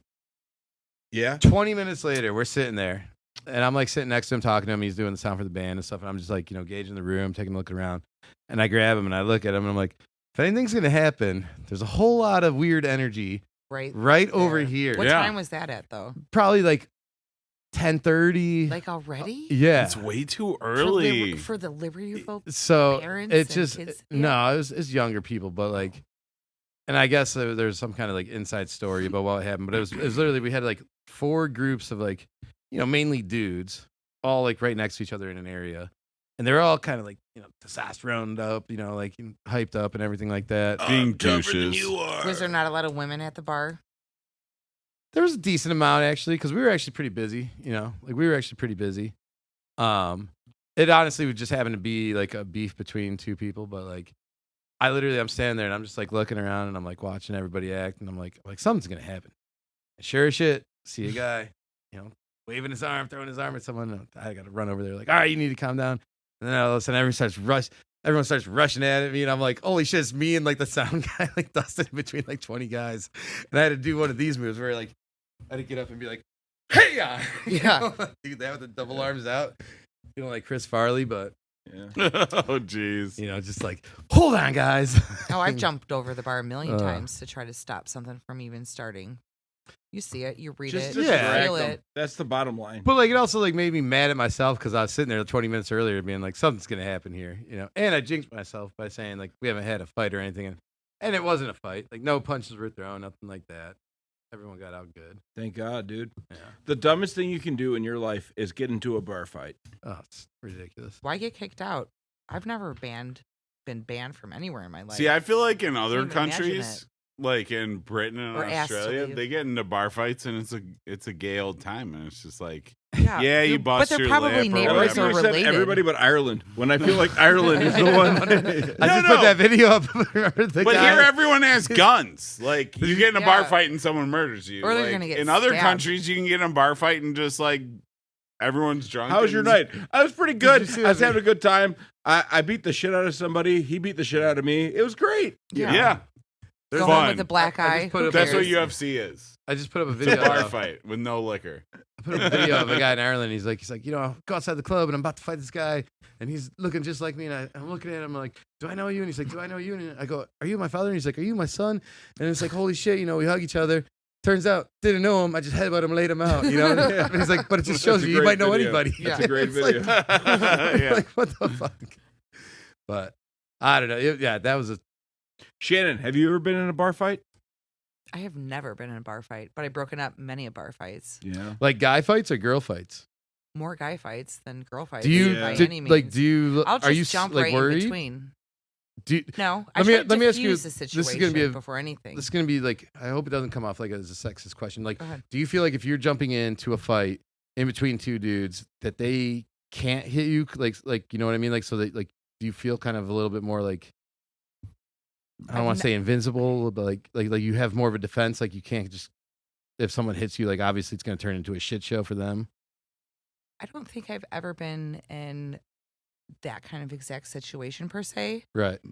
But I have definitely jumped over the bar and got in between several men who are going at it, whether it be an owner of the facility who's too intoxicated to handle a situation. Yeah, so let me go on that. Like, is it when you do that, is it people that you know so that you can connect with them, like jump, yes. or is it so like it wouldn't be like a random, like just like a? I've done that too. Yeah, I've done that too, and it's more or less trying to catch somebody and stare them down. Yeah. Because it's all about making connection with somebody at that point when they're that irate or that drunk that they can't comprehend what's actually going on. Like, why are you going to get kicked out of a bar? Yeah. Because somebody looked at your girlfriend? Well, I'm going to stand in between you and that guy who you think is looking at your girlfriend, and I'm going to stare at you until you feel small enough to realize that you're being a dick, and he's not actually looking at your girlfriend. Right. Somebody just looking around the room. Right. Well, even going off that, so like, I've always wondered this, like, because I've always worked in more bigger places where we had, 10 security guards, shit like that. I've never worked in a place like that. Right. And so, like, being in a smaller type space where you probably, hopefully, might have a door guy, right? Like, one guy there, maybe a bar back. Maybe a bar back, but the bar back's always like 20, 21 years right. old. Like being a girl in that environment, like, is there, like, are you coming in a little bit more guard up, like, on how people are acting, how much you're pouring people and stuff like that? I am always reading the room. Yeah. Always watching what everybody's drinking. I'm a big sister. I've got like 6 brothers. I know how men act, I think. Like or actually? What? You said you have Like, was that an brothers? estimate, or do you know? Around 6 brothers, give or take, that I was around kind of growing up. I've been around a lot of men, 3 dads, 3 sons myself, 6 brothers, and a lot of cousins. So when I was a tomboy myself growing up, not afraid to get in the middle of anything. I feel like more things that I've gotten in the middle of from being a bartender, watching what's going on outside the bar, people are fighting. I'm coming to jump in the middle in defense of somebody who's thinking that their wife is getting hit on. Right. Or their girlfriend's getting looked at the wrong way. Yeah. Which maybe they are, maybe they're not. But I don't want to, A, I don't want to call the cops. B, I don't want to call my boss and wake him up. Right. C, I am the oldest bartender there, and I'm usually working with like a 20-something-year-old kid who, if I have the kid go and handle that situation, more likely to get into a fist fight than I am. Right. Because I'm going to try to talk somebody down. Right. Well, and like having your, paid your dues and been there for a while or whatever, like you automatically do get a little bit of respect. Like people aren't like, who's this new kid running up to me? That that's like, oh, that's a face. But a customer doesn't see that. They just see some dude trying to get, shoving somebody out the door. You got to get out. You got to get out. Me, yeah, you got to go. Stop causing a problem. First, close your fucking tab and tip me. Because you're gonna cancel your card in the morning because you think you lost it because you're so drunk you're starting a fight in a small town bar. You know, and everybody, just like Gray's Lake is, everybody kind of knows everybody within like a 10-15 mile radius. Right. Same thing with like how Highwood is or Libertyville is. Yeah. Everybody knows everybody to some degree. So no, I don't want to call the cops and get anybody into a fight. I want to diffuse that situation myself. Yeah. Without putting myself 100% at risk. I would never put myself in the middle of 2 guys getting in an argument if I didn't feel I could diffuse that situation. Right. Yeah, and like and I have called the cops before. Yeah. Maybe 3 times in 15 years that I couldn't handle that. See, like I always have to end up doing that. Because it's either like someone wants to be like, what, are you going to make me leave? I'm like, no, I'm going to call the cops and they're going to make you leave. And I got to fill out these forms and I got to go get the videotape and show them the videotape. Yeah, no. And like, no. But it's like at the same time, like if someone's like, what, are you going to make me leave? And I grab them, then it's like, all right, now we're actually going to. Yeah, we're going to have a little tussle. Whether you win or lose that fight, you lose, right? Yeah.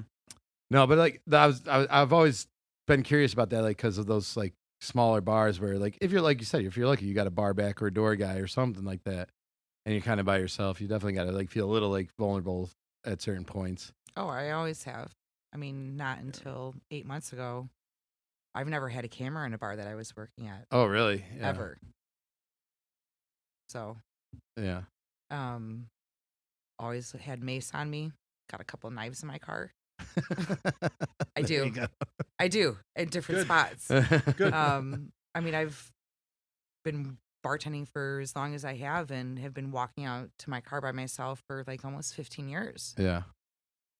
I mean, yeah. Never got fucked with in a parking lot for, never felt unsafe for that reason, but I felt unsafe for many of other reasons. Like, behind would the it bar. always just kind of be like you're saying, like leaving at night? You probably got a bunch of cash and stuff. Like, did you feel like Never a little felt threatened that somebody was ever going to steal my money. really? No. Never. Well, that's pretty good, honestly. No. Yeah, I mean, what just happened. Usually Grace I would Lake always 2 have weeks ago. either a friend or you 3 got weeks your ago. super regular who would hang out with you at the end of the night. I was always able to say to somebody, I don't feel comfortable. Did with you normally have so-and-so. like a customer that would Usually. like stay? Almost always. Yeah. There was only maybe a handful of times in the past 15 years. I mean, yeah, that I felt Yeah. unsafe to where I know, like had just even like somebody having stay. some servers, like I always try to have a door guy or somebody like go with them out there. Walk them Yep. to their car. Or I mean, Absolutely. tell I them, mean, like, like sometimes they're like, no, I'm leaving right now, and I'm just like, make sure you got your keys in your, in between your fingers, or like your Yeah. bottle opener in your hand. Just so No, he had. So last Saturday, I had a server leaving. She was 19, is 19. And she goes to leave, and she comes back in. I'm like, "What's up?" She's like, "There's a guy peeing in the alley right next to." Yeah. I'm like, "Okay." well, good for her for being aware. Yeah, and he was sitting there with like a plastic bag. He was obviously drinking and just sitting on the street.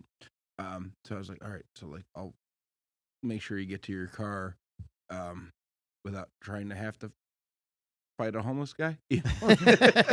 Yeah. I'll do it the best way that I can. Oh yeah, we should make a kung fu movie about Jay like fighting a homeless guy in the fucking Yeah. alley. But do it. I've do it encountered like a lot of homeless guys. Do it like fucking Team America, where like they jump up like they're about to fight. And it's just, Like marionettes. Yeah. I'm just saying. That cracks I me feel up like so people bad are behind every time. it. They're like, Like kung fu. Yeah. And we're Let both my fucked ass. up. We're just like, Oh, shit. All right. Well, let's. anyway, she got home safe. She got home safe. There you go. Fucking Let's assholes. just keep pushing through. Again, Shannon, thank you for coming on. Yeah, absolutely. We've kind of been flying through this. We haven't even crossed. I think it crossed one thing off this list, and that's it, without even going through anything. But that brings us up to the section we like to call the 1, 2, 3. 4 4 questions. questions. That was kind of lame. We got it though. It was. All right. So question number 1. You want to do it again? No, we don't. No, we don't have the time to do that. But let's get into it. So, Shannon, question number 1. Yes. Like you're still currently working in the industry, right? Yes. You're still over at 20 Mile. On your day off, like especially having a family and kids and stuff like that, what do you do on your day off? Are you doing anything to pamper yourself? Are you taking care of the family? Like what's going on? Hardly ever pampering myself. What excites me most about my days off, being from working and my kids being in school, going to the grocery store by myself and not having 4 to 6 other hands throwing things in the cart. Is that like your 45 minutes for the day where you're just like It's fucking no one's yelling at you, asking you Or questions? I will sit at home, talk to my mom on the phone for about an hour and a half, which doesn't get to happen often. Yeah. Catch up with some friends, get errands done. I try to cram everything I need to do in my life in 48 hours within 3 hours of the times that my kids are at school. Well, yeah. So I'm a time cruncher. Schedule is very essential to me. I still work nights, so my daytimes I'm looking to fill with some more daytime opportunities. I do have some things on the books. Let me ask you this, because like Yeah. with the kids and stuff, it might be different, but like I always enjoyed working the nights because like when I had to go to the grocery store or to the bank, there's no one at the bank at 2:00 on a Tuesday. No, you they're know? not. Not ever. Do you find it easier to world get is stuff yours, done, man. or Yeah, like? I mean, I breeze through my day and my errands that I need to run. Yeah. It doesn't take 700 hours. I took my kids to the grocery store today before I came over here. What would have taken a 10-minute shop took an hour and like 8 minutes. Yeah. Why? Because somebody kept jumping on and off the front of the cart, and I literally hit my kids in the back of the ankles like 20 times. And I warned them, and they didn't care. So they probably have bruises, but whatever. They should have listened. All right. Let's go into question number 2. Yes. On your way home from work at the end of the night, what are you listening to in the car? Are you bumping music? You listening to a podcast? You going dead silent? What are you doing? What are you listening to? It is either dead silent or bumping music. Usually, What kind of music? Usually, I'll throw on my yacht rock Pandora radio. Yeah, Like Billy Joel? No, That's like, yacht rock, dude. No, maybe one or two songs, but like, Hall & Oates. Yeah. Simply I said Billy Red. Same deal. Like after a crazy Friday, you're just bumping Yeah, Hall & gotta Oates. wind down. Gotta wind down. Boom, But boom, on boom, my boom, way boom, home, boom, boom, boom. you have no idea, dude. You're so young, baby. I gotta diffuse and like just slow down a notch because I've been drinking Coca-Cola at work all night to stay Springsteen? awake. Any Springsteen? Yes, Yeah. maybe okay. a little bit, but it's just like this more. I'm more like 70s mellow. If you had to pick one song, what's the song you're listening to after a busy shift? Free Bird. No, that was my dad's favorite song. Probably listening to a little bit of Aretha Franklin on my way home. Oh, okay. I respect that. yeah, I that's an respect that. interesting one. I respect that. Dr. Feelgood. There you go. It's a little Red, White, and Crew. Yeah. To slow down a little bit. Just put you right Just to back slow where you down a need to little be. bit. And then I'll sit in after- my driveway for like 25 minutes before I actually go in. Do you? Yeah. Always. That's always been a Two big thing. cigarettes. Always. Yeah. Always. Yeah. Yeah. You pull up, put the cigarette out, and be like, oh, let's One more. Couple more songs. Yeah. Yeah. Maybe look on Facebook for like 15, 20 minutes. I don't know. Cool. All right. Question number 3. Mhm. 2-part question. Give me the thing you love the most about this industry and the thing you love the least about this industry. Thing I love the most. I thoroughly enjoy seeing people have a good time, making that connection. People meeting people for the first time, not just talking about a Tinder date, Right. just by chance of, overhearing a conversation, two people who have nothing to do with each other. You're talking a CEO of a company, a billionaire, and then there's a garbage man sitting next to each other. Let me split off of that real quick. I talked to my brother who's been in the business for a while too, and I was talking to him like a couple weeks ago about this. Like when Tinder and all that stuff like took off, it almost like hurt the bar business a little bit. Like I mean, it definitely did hurt the bar business because like what was the number one reason that people would go out? To meet someone. To meet They're someone, horny. right? And so you had to go meet someone at the bar, right? Yeah. And so with all that online dating, it kind of like hurt that. Now you can Aspect. go meet them at Subway and go and fuck their Yeah, butt not in, even. like You just 20 give them your minutes. address and they show up. Subway. Have You been got to a chicken Subway bacon before? ranch too? But you know what I'm saying? Let's Like do you don't it. even have. No, I don't there's, know. Like, I've never met anybody at Subway. You're gonna get But a you foot long can- I've baby. never seen a Text meatball messages sub and- lady before. you know Huh. what I mean. I'll have It's the- meant to be. The meat to ball sub. If I'd ordered wrong this whole time.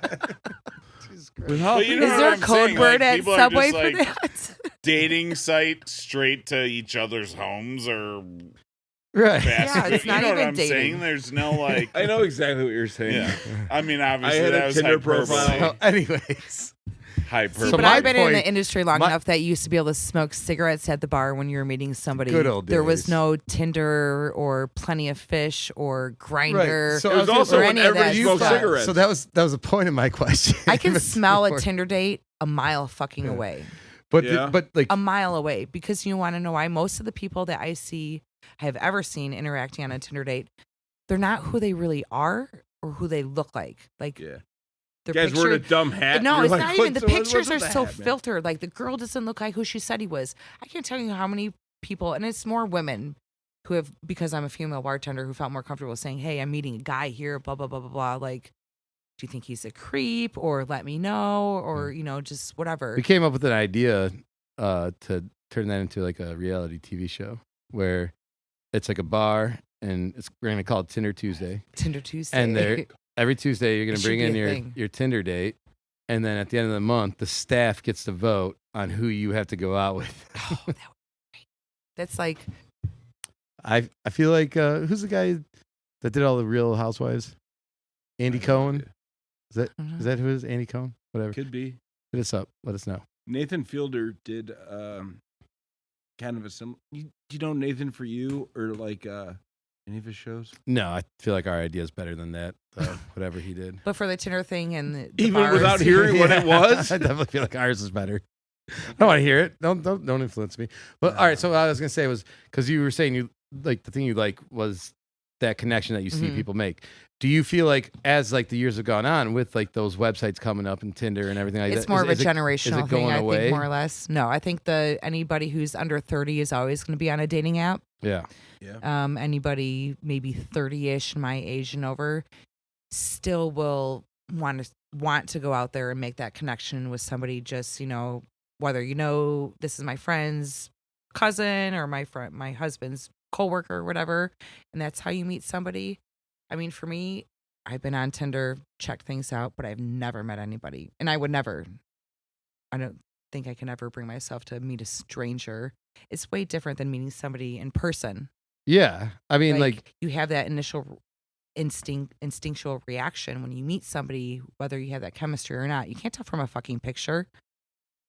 no. And I mean, I don't know. Like I definitely believe in first impressions and like, first vibes. Like if you meet someone and you get that feeling, like I'm going to say 9 out of 10 times you're right. But I think it has impacted it a little bit.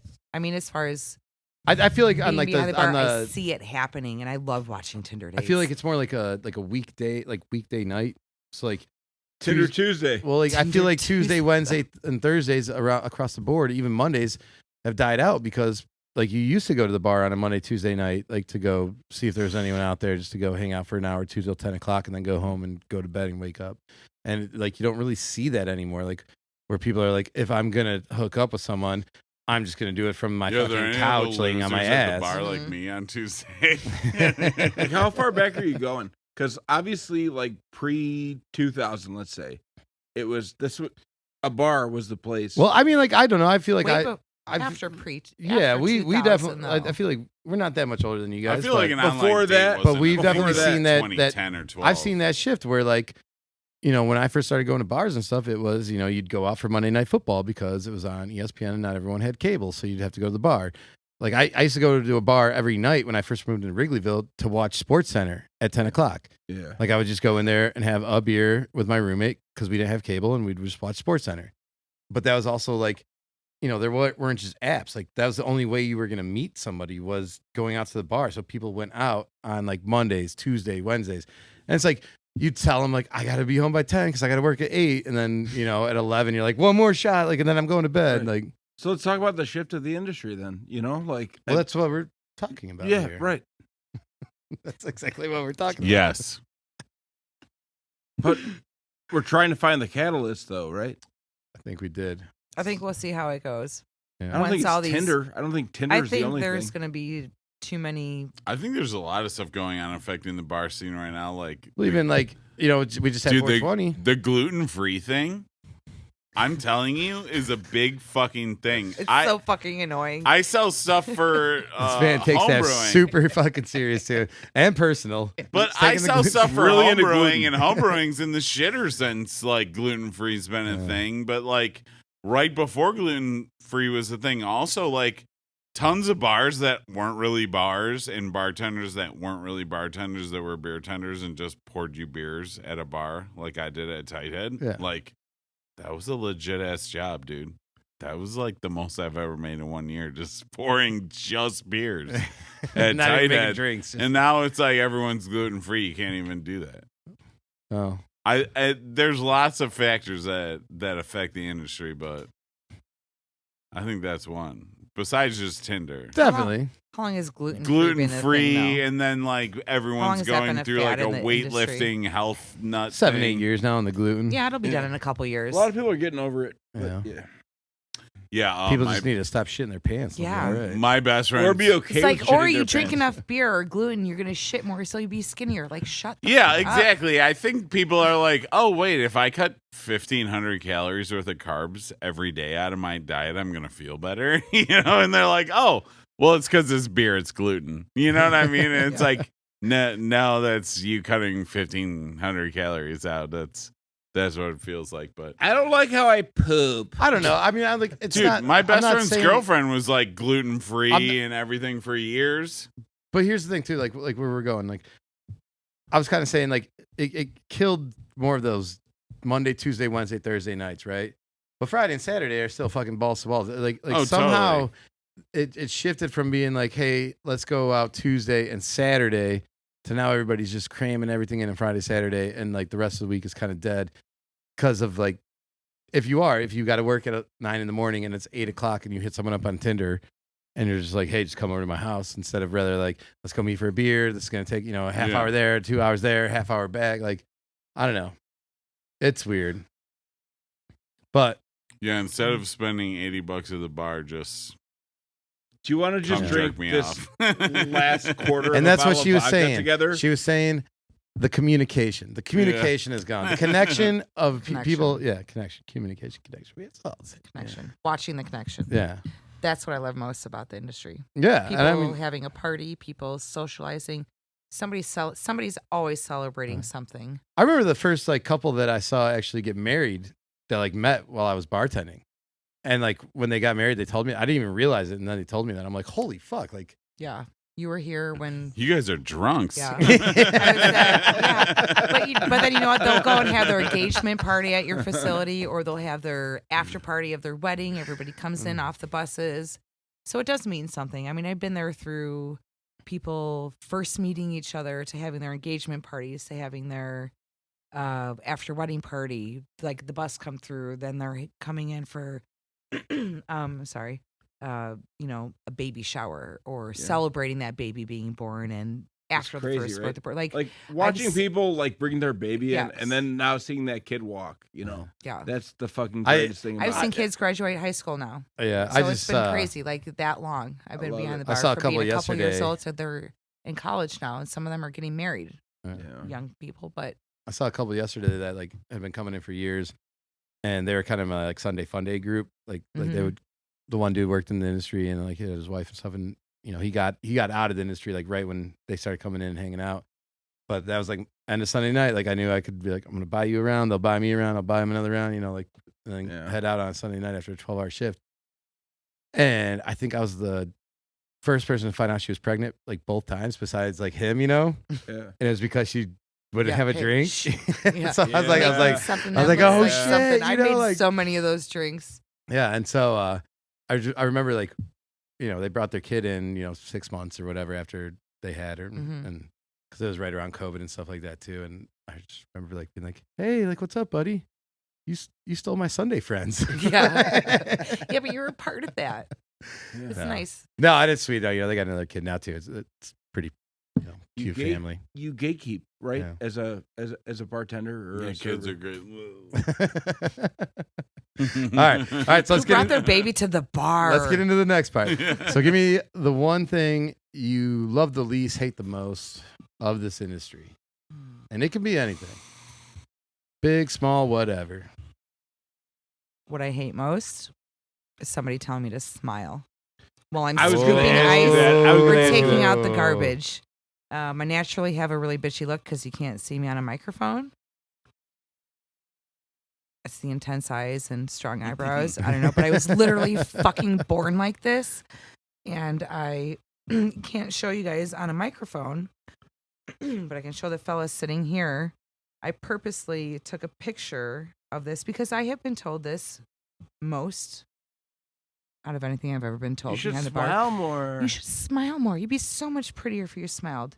I'm like, scooping ice. I've had people tell Like- me that as a guy. like what? And they're really? like, I would never surprised. even like, we're here to think- have a good time, smile. And I'm like, you don't have to deal with you Like, right now. what? Like, I'm dealing with you. Like, Right. what do you do? Go, You're let's- here to have a good time. Yeah. I'm fucking working, asshole. Like, Shut I'm up. gonna go to your fucking tile job and be like, why don't you fucking smile more, man? Like those knee pads aren't working for you. Like you got some shit in your fuck you. Yeah, Don't just tell that to show up- anybody in any other industry. Oh my god. Just show up No. at the Lexus Yeah. dealership Who and has be the like, smile, audacity to- motherfucker. The fuck you go to the hospital and Why find aren't you the, happy about hanging drywall? go to the hospital and find out like the Smile. guy who's No, got to it's not tell even that. you go to You the show up at like, you know, Starbucks? no. All right, I'm but talking look about like that's me. the So- CEO That's an of RBF right United there. Right? That's an Healthcare. RBF. You know, and they're in the bar, and they're like, "Why aren't you smiling?" I'm like, Is "Because that I didn't make literally you? 130 That's million, literally bitch." me, born with that face. So when people tell me to smile, So for those of you listening at home, Don't do It's a that. very Shannon angry baby. has been a big grumpy baby. How much did Since- you weigh? 8 pounds 9 ounces, born Yep. October 18th, 1982. Yes, Big a grumpy grumpy baby fucking forever. baby since the day I was born. It's off. It is, whatever. But you can see I've had that line right there between my eyebrows since Yeah. forever. There's no reason. That's my biggest pet peeve. However, Like, and why is that acceptable? Like, it's it's not. like I you would know never what I mean? comment on how Go, somebody go looks. to any other business. That's the nature of the service industry job. Is like people think like they own you for 45 not minutes here while for they your sit at your entertainment. fucking table. They Always they Sunny think in they own you Philadelphia. for I'm 45 gonna say that minutes. to my doctor the next time I'm there. Why aren't you smiling? Like, hey, I'm smile telling more, you motherfucker. $300. What, for you what to do you tell think me they that I have would a say to you, kidney or stone. your gas station guy, or the Sorry to tell clerk you at have the cancer. Walgreens Hey, or smile whatever? more. You know, Yeah. break the news easier. to If you people. said it with a smile, Come I'd be on. more I love okay. my doctor. He's like, with the Patrick, leukemia I that I think have." you need to lose a little weight. I'm like, yeah, you fucking too, Lynn. Look at you.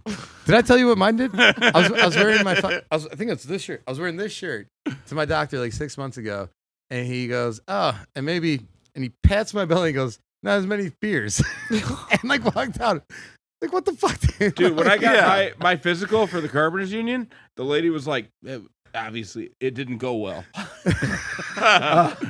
But the part where she wanted to check my balls, you know, Like the she just went, drop them. She said, drop them. And I'm like standing there. I would turtle- actually be into that. looking like a turtle. Okay. She's like a 70-year-old woman, right? And so, like, I'm As in long as her between hands are jobs. soft. And They were warm. not. Well, they were soft, but they were like shriveled. Like Cruella de Vil's. It felt like if she was only veins, it would have made sense. But she's like, drop it. And so I'm just like, all right, what do I do here? Just fucking drop my pants. Well, I was gonna say, what'd you You do? don't have to drop your pants. I was like, what the fuck do you mean, though? She told you to drop them. She said drop them. All right, so then you dropped them, and she told you what? Pull them Don't back drop up, all your pants. or did you go Like, I'm butters? supposed to just, She's like, drop I went them, and full he butters. just pulls You went his butters. dick out, and she's like, I didn't know what to do. my wait. God. I was scared. You don't go fucking like belt loop to the ankles, bro. Like that's not what you do. You just Well, fucking- it was about the knee. I did. I was like, here, look at what I got going on, old lady. Oh my god. Okay. Fucking sucked. And then she told me that I had I feel like this one's gonna be a high hard to blood edit. pressure. I think. After all that, Don't worry. she's just like, lower the sodium. I'm like, why'd you Had nothing check to my do- balls for that? Had nothing to do with you about freaking out over that, but dropping them. Maybe. Fuck. All right. This one's kind of all over there. We're gonna have Sorry, to string guys. this together. This is going to be a very censored episode, I'll tell you right now. I was just saying we're gonna have to snip and cut. But, all right. Yeah. We figured it out before. Whatever. All right, let's go. Question number 4. What advice do you have to give to like the average customer, the average listener? Well, not the average listener. I hope our average listener is more of a employee than a customer. The But, average like- bar goer. The average bar goer, the average customer. Like, what advice do you have to give to them to make them a better customer? To make their time there more enjoyable and your time less stressful. Well, I think if anybody's actually listening to this, not actually listening Well, to this, but it's anybody who's debatable. listening to this, if you're listening to this, you have to know something about the industry, right? We hope or so. be involved in some Yeah. way, shape, or form. Take care of your bartender, not just tips. Support them. If a customer is being a dick, stick up for your bartender. I've had many employees somebody who would say, maybe you should smile more, and somebody who knew me and go, you don't know that fucking girl. She always looks like that. Make her smile. Yeah. Tell her a joke. Make her day. She's not here to make yours or entertain you, because I'm not. No bartender is there to just entertain the customer. You're there for each other. The customer is there to have a good time, to forget about things, to release, to make a connection with somebody. The bartender is there to make some fucking money. Right. So it kind of goes hand in hand. Your bartender will always be there for you if you're there for them. And that's not just tipping them big. Right. Bring a fucking plaque that says bring that. them a snack. Bring them a snack. Bring them dinner. Ask them how their day was before they got to work. Or, if you notice your bartender's having a bad day, and this is not just being a regular, it's reading the room, being able to read somebody, being able to be, just empathic towards someone, empathic, have empathy towards somebody and understand, and that goes it goes both ways, because I look at somebody and I can tell when someone's having a bad day the fucking second they sit down at my bar. Right. And if you've been at a place long enough and have regulars for long enough and stuff like that, the good ones will know that. Like you can tell, like, the one who's actually like, hey, like, are you doing all right? Like, everything good? And they kind of know a little bit about your life and everything like that. And then you got the other one who's like, what's going on? Like, you're taking forever to get my drink. And you're like, God, this fucking guy. Right. I mean, that's comes with the business. So it's one out of every few people, maybe, that you don't know that's walking in the bar. My favorite thing to going to work is walking in and knowing everybody's sitting at your bar, knowing what they're drinking. Yep. And you don't even have to communicate. They walk in the door. You're already pouring their drink. Yeah. People fucking love that shit. They're pulling in the parking lot. I mean, where I used to work, you could see in the parking lot who's pulling down the street, coming around the corner, pulling in, turning their lights off, and walking out the door. Their drink is ready before they even sit down. That's my favorite thing. One day, Jay told me I was almost a townie. Almost townie. Almost here. Yeah. I've been back in town here for like a regular. What did you say? You're kind of a townie, a little bit of a regular. Oh, I was like, thanks. I've Not never a been bad a regular anywhere, so I usually don't go out. Yes, please. Yeah, Jay does that for everybody. You said that before. You're not Swell special. guy. Get out of here. No big tip for you, guy. I won't come in on every other Wednesday anymore. You weren't here last Wednesday. I wasn't. Shit happened. Well, I was planning on it, though. there goes the threat. Takes that really personal there. Jesus. Wow. All right. Well, ladies and gentlemen, that is the end of the segment that we like to call the 1, 2, 3, 4 questions. And that brings us up to the best part of the show, where we're the drunkest. Shannon, you've been doing this for a while and everything. Like, what is the craziest thing that's ever happened to you that you've experienced, that you've been subjugated to in this industry? Well, I think Cheers first. These are your sound effects.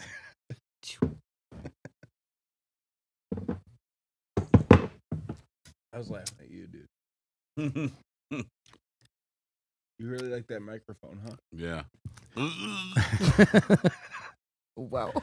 All right. So what's the craziest thing that you've been subjugated to? Well, besides that. I'll tell a little bit of the craziest story, but I think the biggest life lesson comes after what that encounter was. Let's all learn. Yeah. Yes. That's what we are here to educate the listener. Okay. That's what besides comedy and service industry, the next thing we check off is it's education. So this Fuck was you. bunch I'm of just kidding. bunch Fuck of dudes you. wearing trucker hats and flannels and beards. Close. Socks hat. Is this the story or no? No, it's not. I'm just. I guess I would be through. Sporty Spice of the group. Yes. What if I put it backwards? No, that's even worse. Don't do it. Wait, I qualify? He's the bison or the big bear. It's like You do what? look like you It's have a like that CPR old right saying, now. like, I don't want to be a part of any club that would have me. Yeah. The Marx Brothers, yeah. You ever seen the video of the guy on the buffalo? That's what it's making me think of now. I kind of want to take my I'll hat show. off. I'll show you later. Guy with a buffalo? No, guy on a buffalo. In a But buffalo. anyway, now that you've made us all insecure, Sorry. Yeah, All right. Jesus. Well, biggest lesson to me being a bartender. 10 years ago, it was a New Year's Eve night.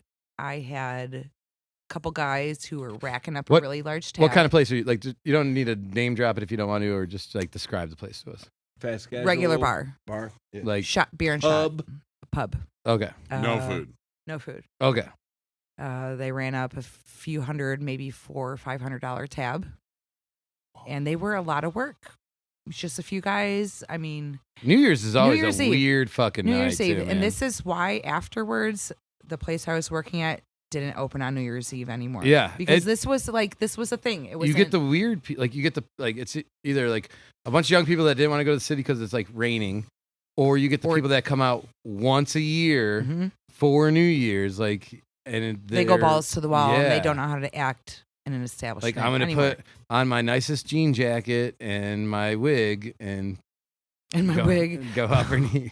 Like, I had a very group of guys run me, up a really big tab, and I was the person who solely took care of them all night long and made sure I was taking care of them because they were good customers throughout the evening. Right. And I dedicated myself to them. There were 2 other bartenders and a bar back.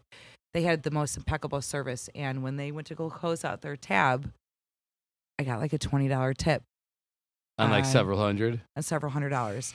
And I didn't say anything at first, but I did say something after they had asked, or they asked to like order another drink several times after last call. Yeah. Tab's already closed. Sorry, can't do that. I don't know how many times I could have said more nicely that we're done serving. A guy got really mad at me because I then told him after like the 12th time that he asked me that I could wipe my ass. Hold on before we get it. Yeah. Like that night on New Year's Eve at this bar. Yes. Was it just you? Did you have like? No, there was a couple other bartenders on staff. But did you guys have like security or anything like that? No. No. Okay. No, we didn't need security. Right. This wasn't like nothing typically happened. Right. Nothing really ever happened to that magnitude. This is probably the first time something like this happened. Yeah. I should have bitten my tongue, but I couldn't help it. And I was being a selfish little bartender because we made a shitload of money. And I just looked at this person who took up so much of my time that evening. I told him that I could wipe my ass with a tip he gave me before I would give him another drink. Fuck yeah. And he picked up a bar stool and he threw it at me. Holy shit. Well, that's so not good. I was like, I'm never going to say anything like that again because I'm going to get fucking hurt. Hold on. I mean, like, all right. Bottles shattered behind me because it literally missed me like whew, right past my head. But it bounced back. Was it like you said? Like, I said it. And he just immediately picked up the bar. So it was like, fuck you, bitch. I was like, poo. Like, crossed the fucking bar. I ducked. You like, ducked? It missed you got me. low? It missed me, but it hit the rail on the bar, flew past me, and knocked over all the bottles. He then got kicked out. Oh, I hope no clue who he was. Holy like shit. he never came in again. Like there were so many. Then stayed and finished his fucking like, never cappuccino. again. Never again. You should have beat his ass. I mean, like that might have been the first time I jumped over the bar after somebody was like, "Get the fuck out of here!" You didn't really have like security. Like, did your regulars jump in and like be like, "Get this"? Yeah, everybody kind of like shuffled. The him crowd kind of self-contained. But I was still like the first person initially. Like he attacked me. Yeah, he jumped over the bar and was like, And holy everybody fuck! Just like followed him out the front door. Never came back again.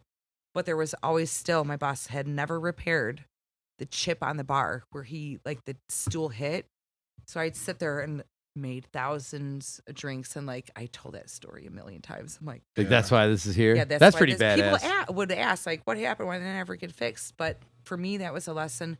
I never, that's fucked. ever fucking said anything to anybody. Like I've said to people, like, was your service not good before? Like, yeah. But I didn't cross that fucking line. Like, fuck you. If you're not gonna tip me, that guy is, or that woman is. Like, my regulars gonna make up for that 10 times more than what your $40 tip should have been on a $300 bill, or right. $60 tip if you're really looking at numbers or whatever. That's crazy that you brought that up like as your story, because we had that situation kind of go down this weekend at work, like where I was. Yeah, not to that extreme, but like where it just like ended up being a little like tit for tat, and like I ended up having to kick a dude out just for getting a little belligerent about like what he was saying. But at the same time, like I was like talking to the server, I'm like can't live and die on every fucking tip, like that was my lesson right like there.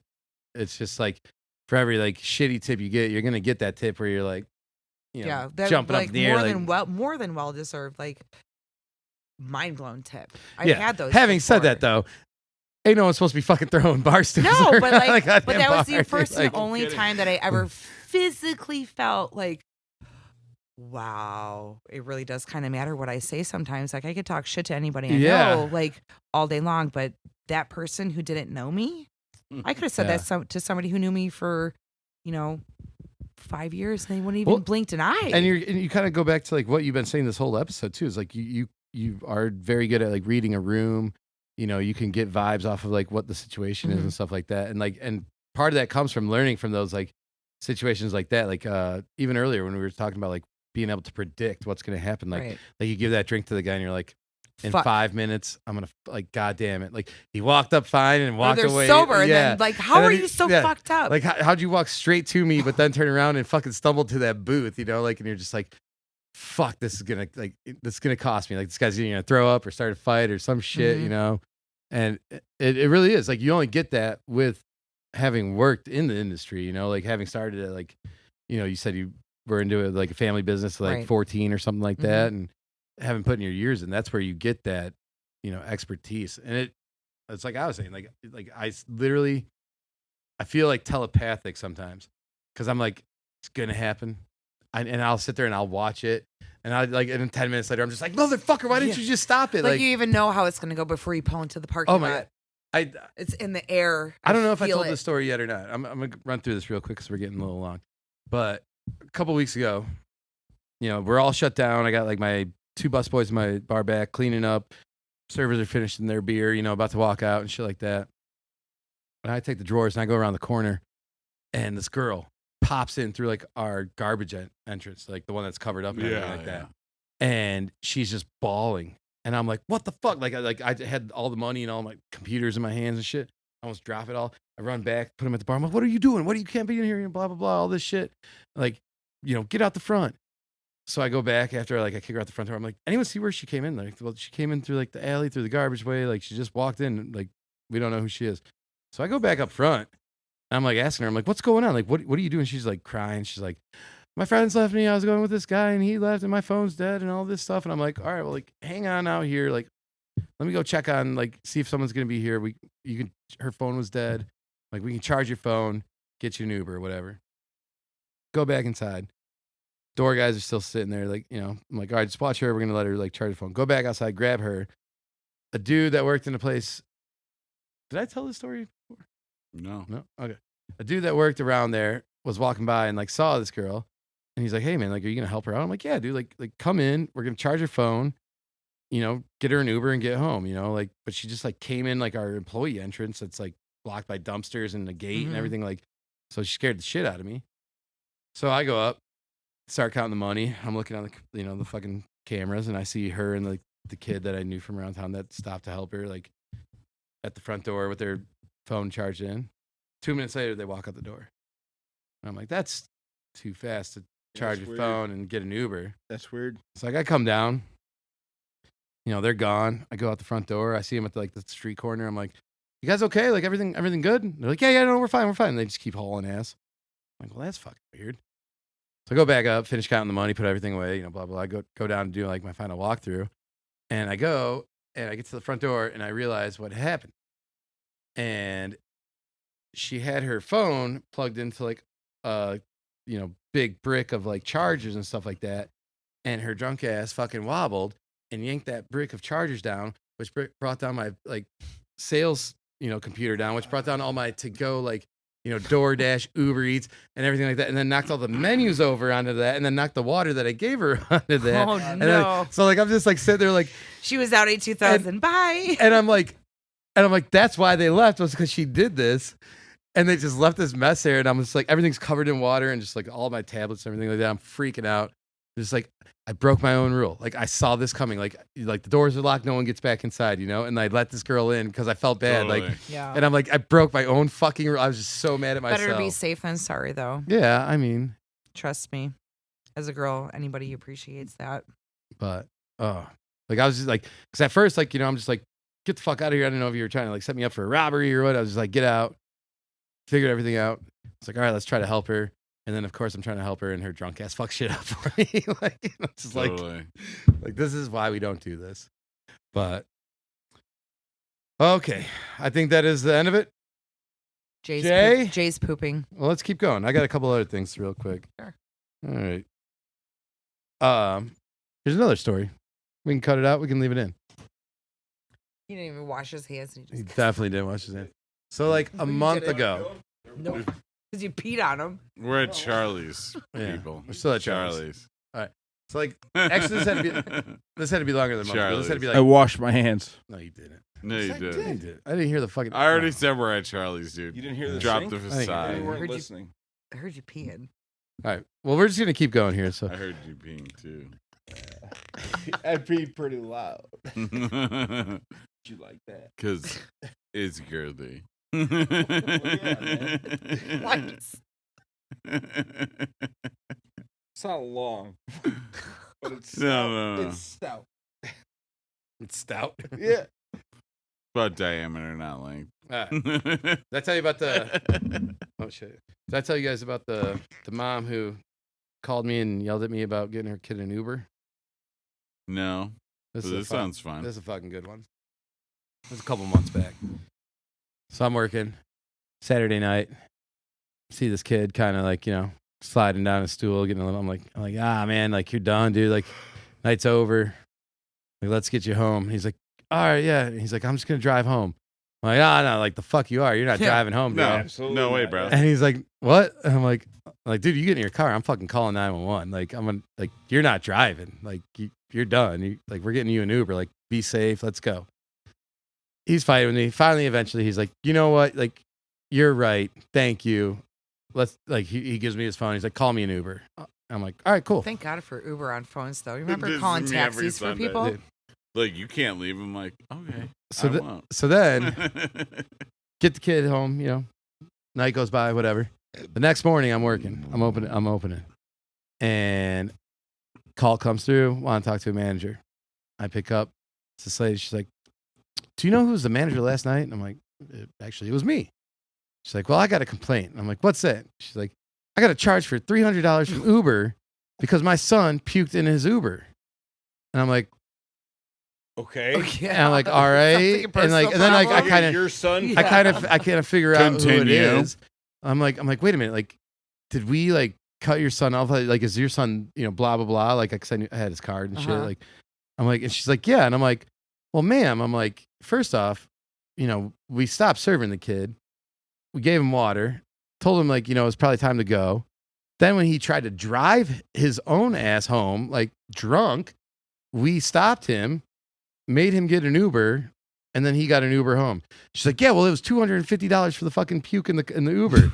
like what'd you guys do to my son? I'm like, the normal conversation that I would expect from this is like, Thank you. thank Thank you. you. Yeah. Like, Thank you. am I wrong? Like, That would have been a like, $10,000 thank you, he's not in fee as opposed prison. to And I couldn't believe $250 it. puke cleanup she fee. was Sorry, so, he got a He would've 1-star wrapped rating. himself around a fucking tree. Yeah. She was so pissed about it. Like, she's like, you guys made him stay there. He felt guilty. He had to sit there and drink. Well, I'm like, we don't make.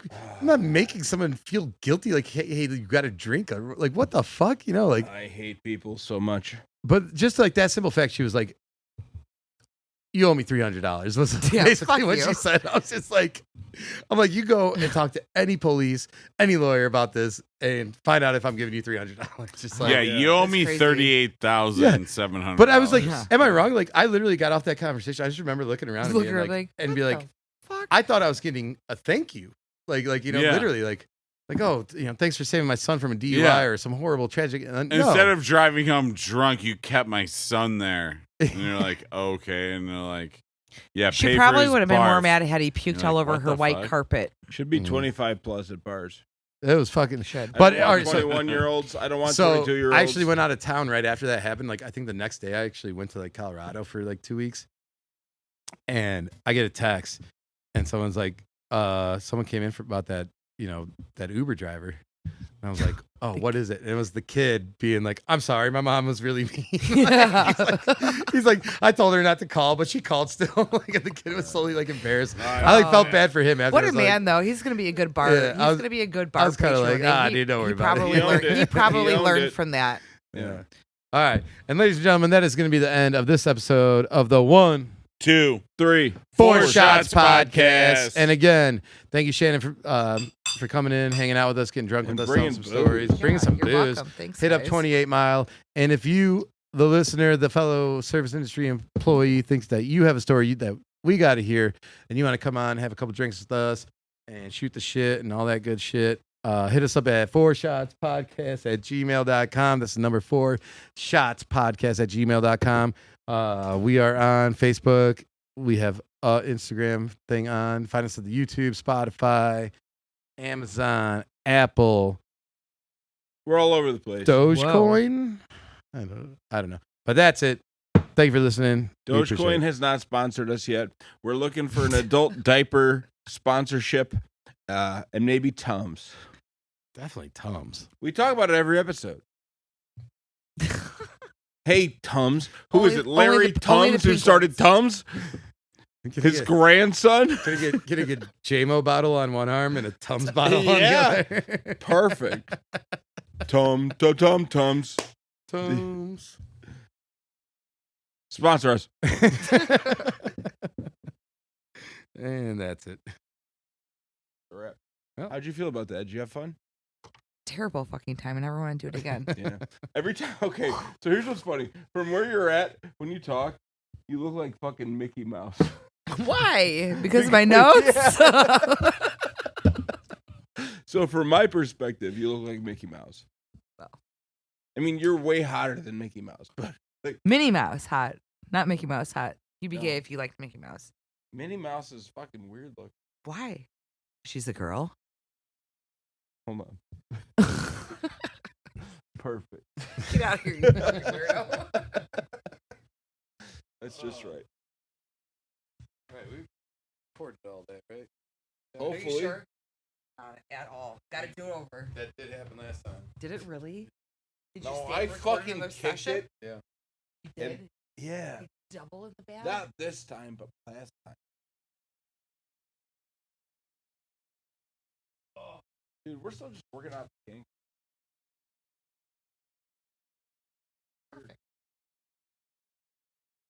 Very nice.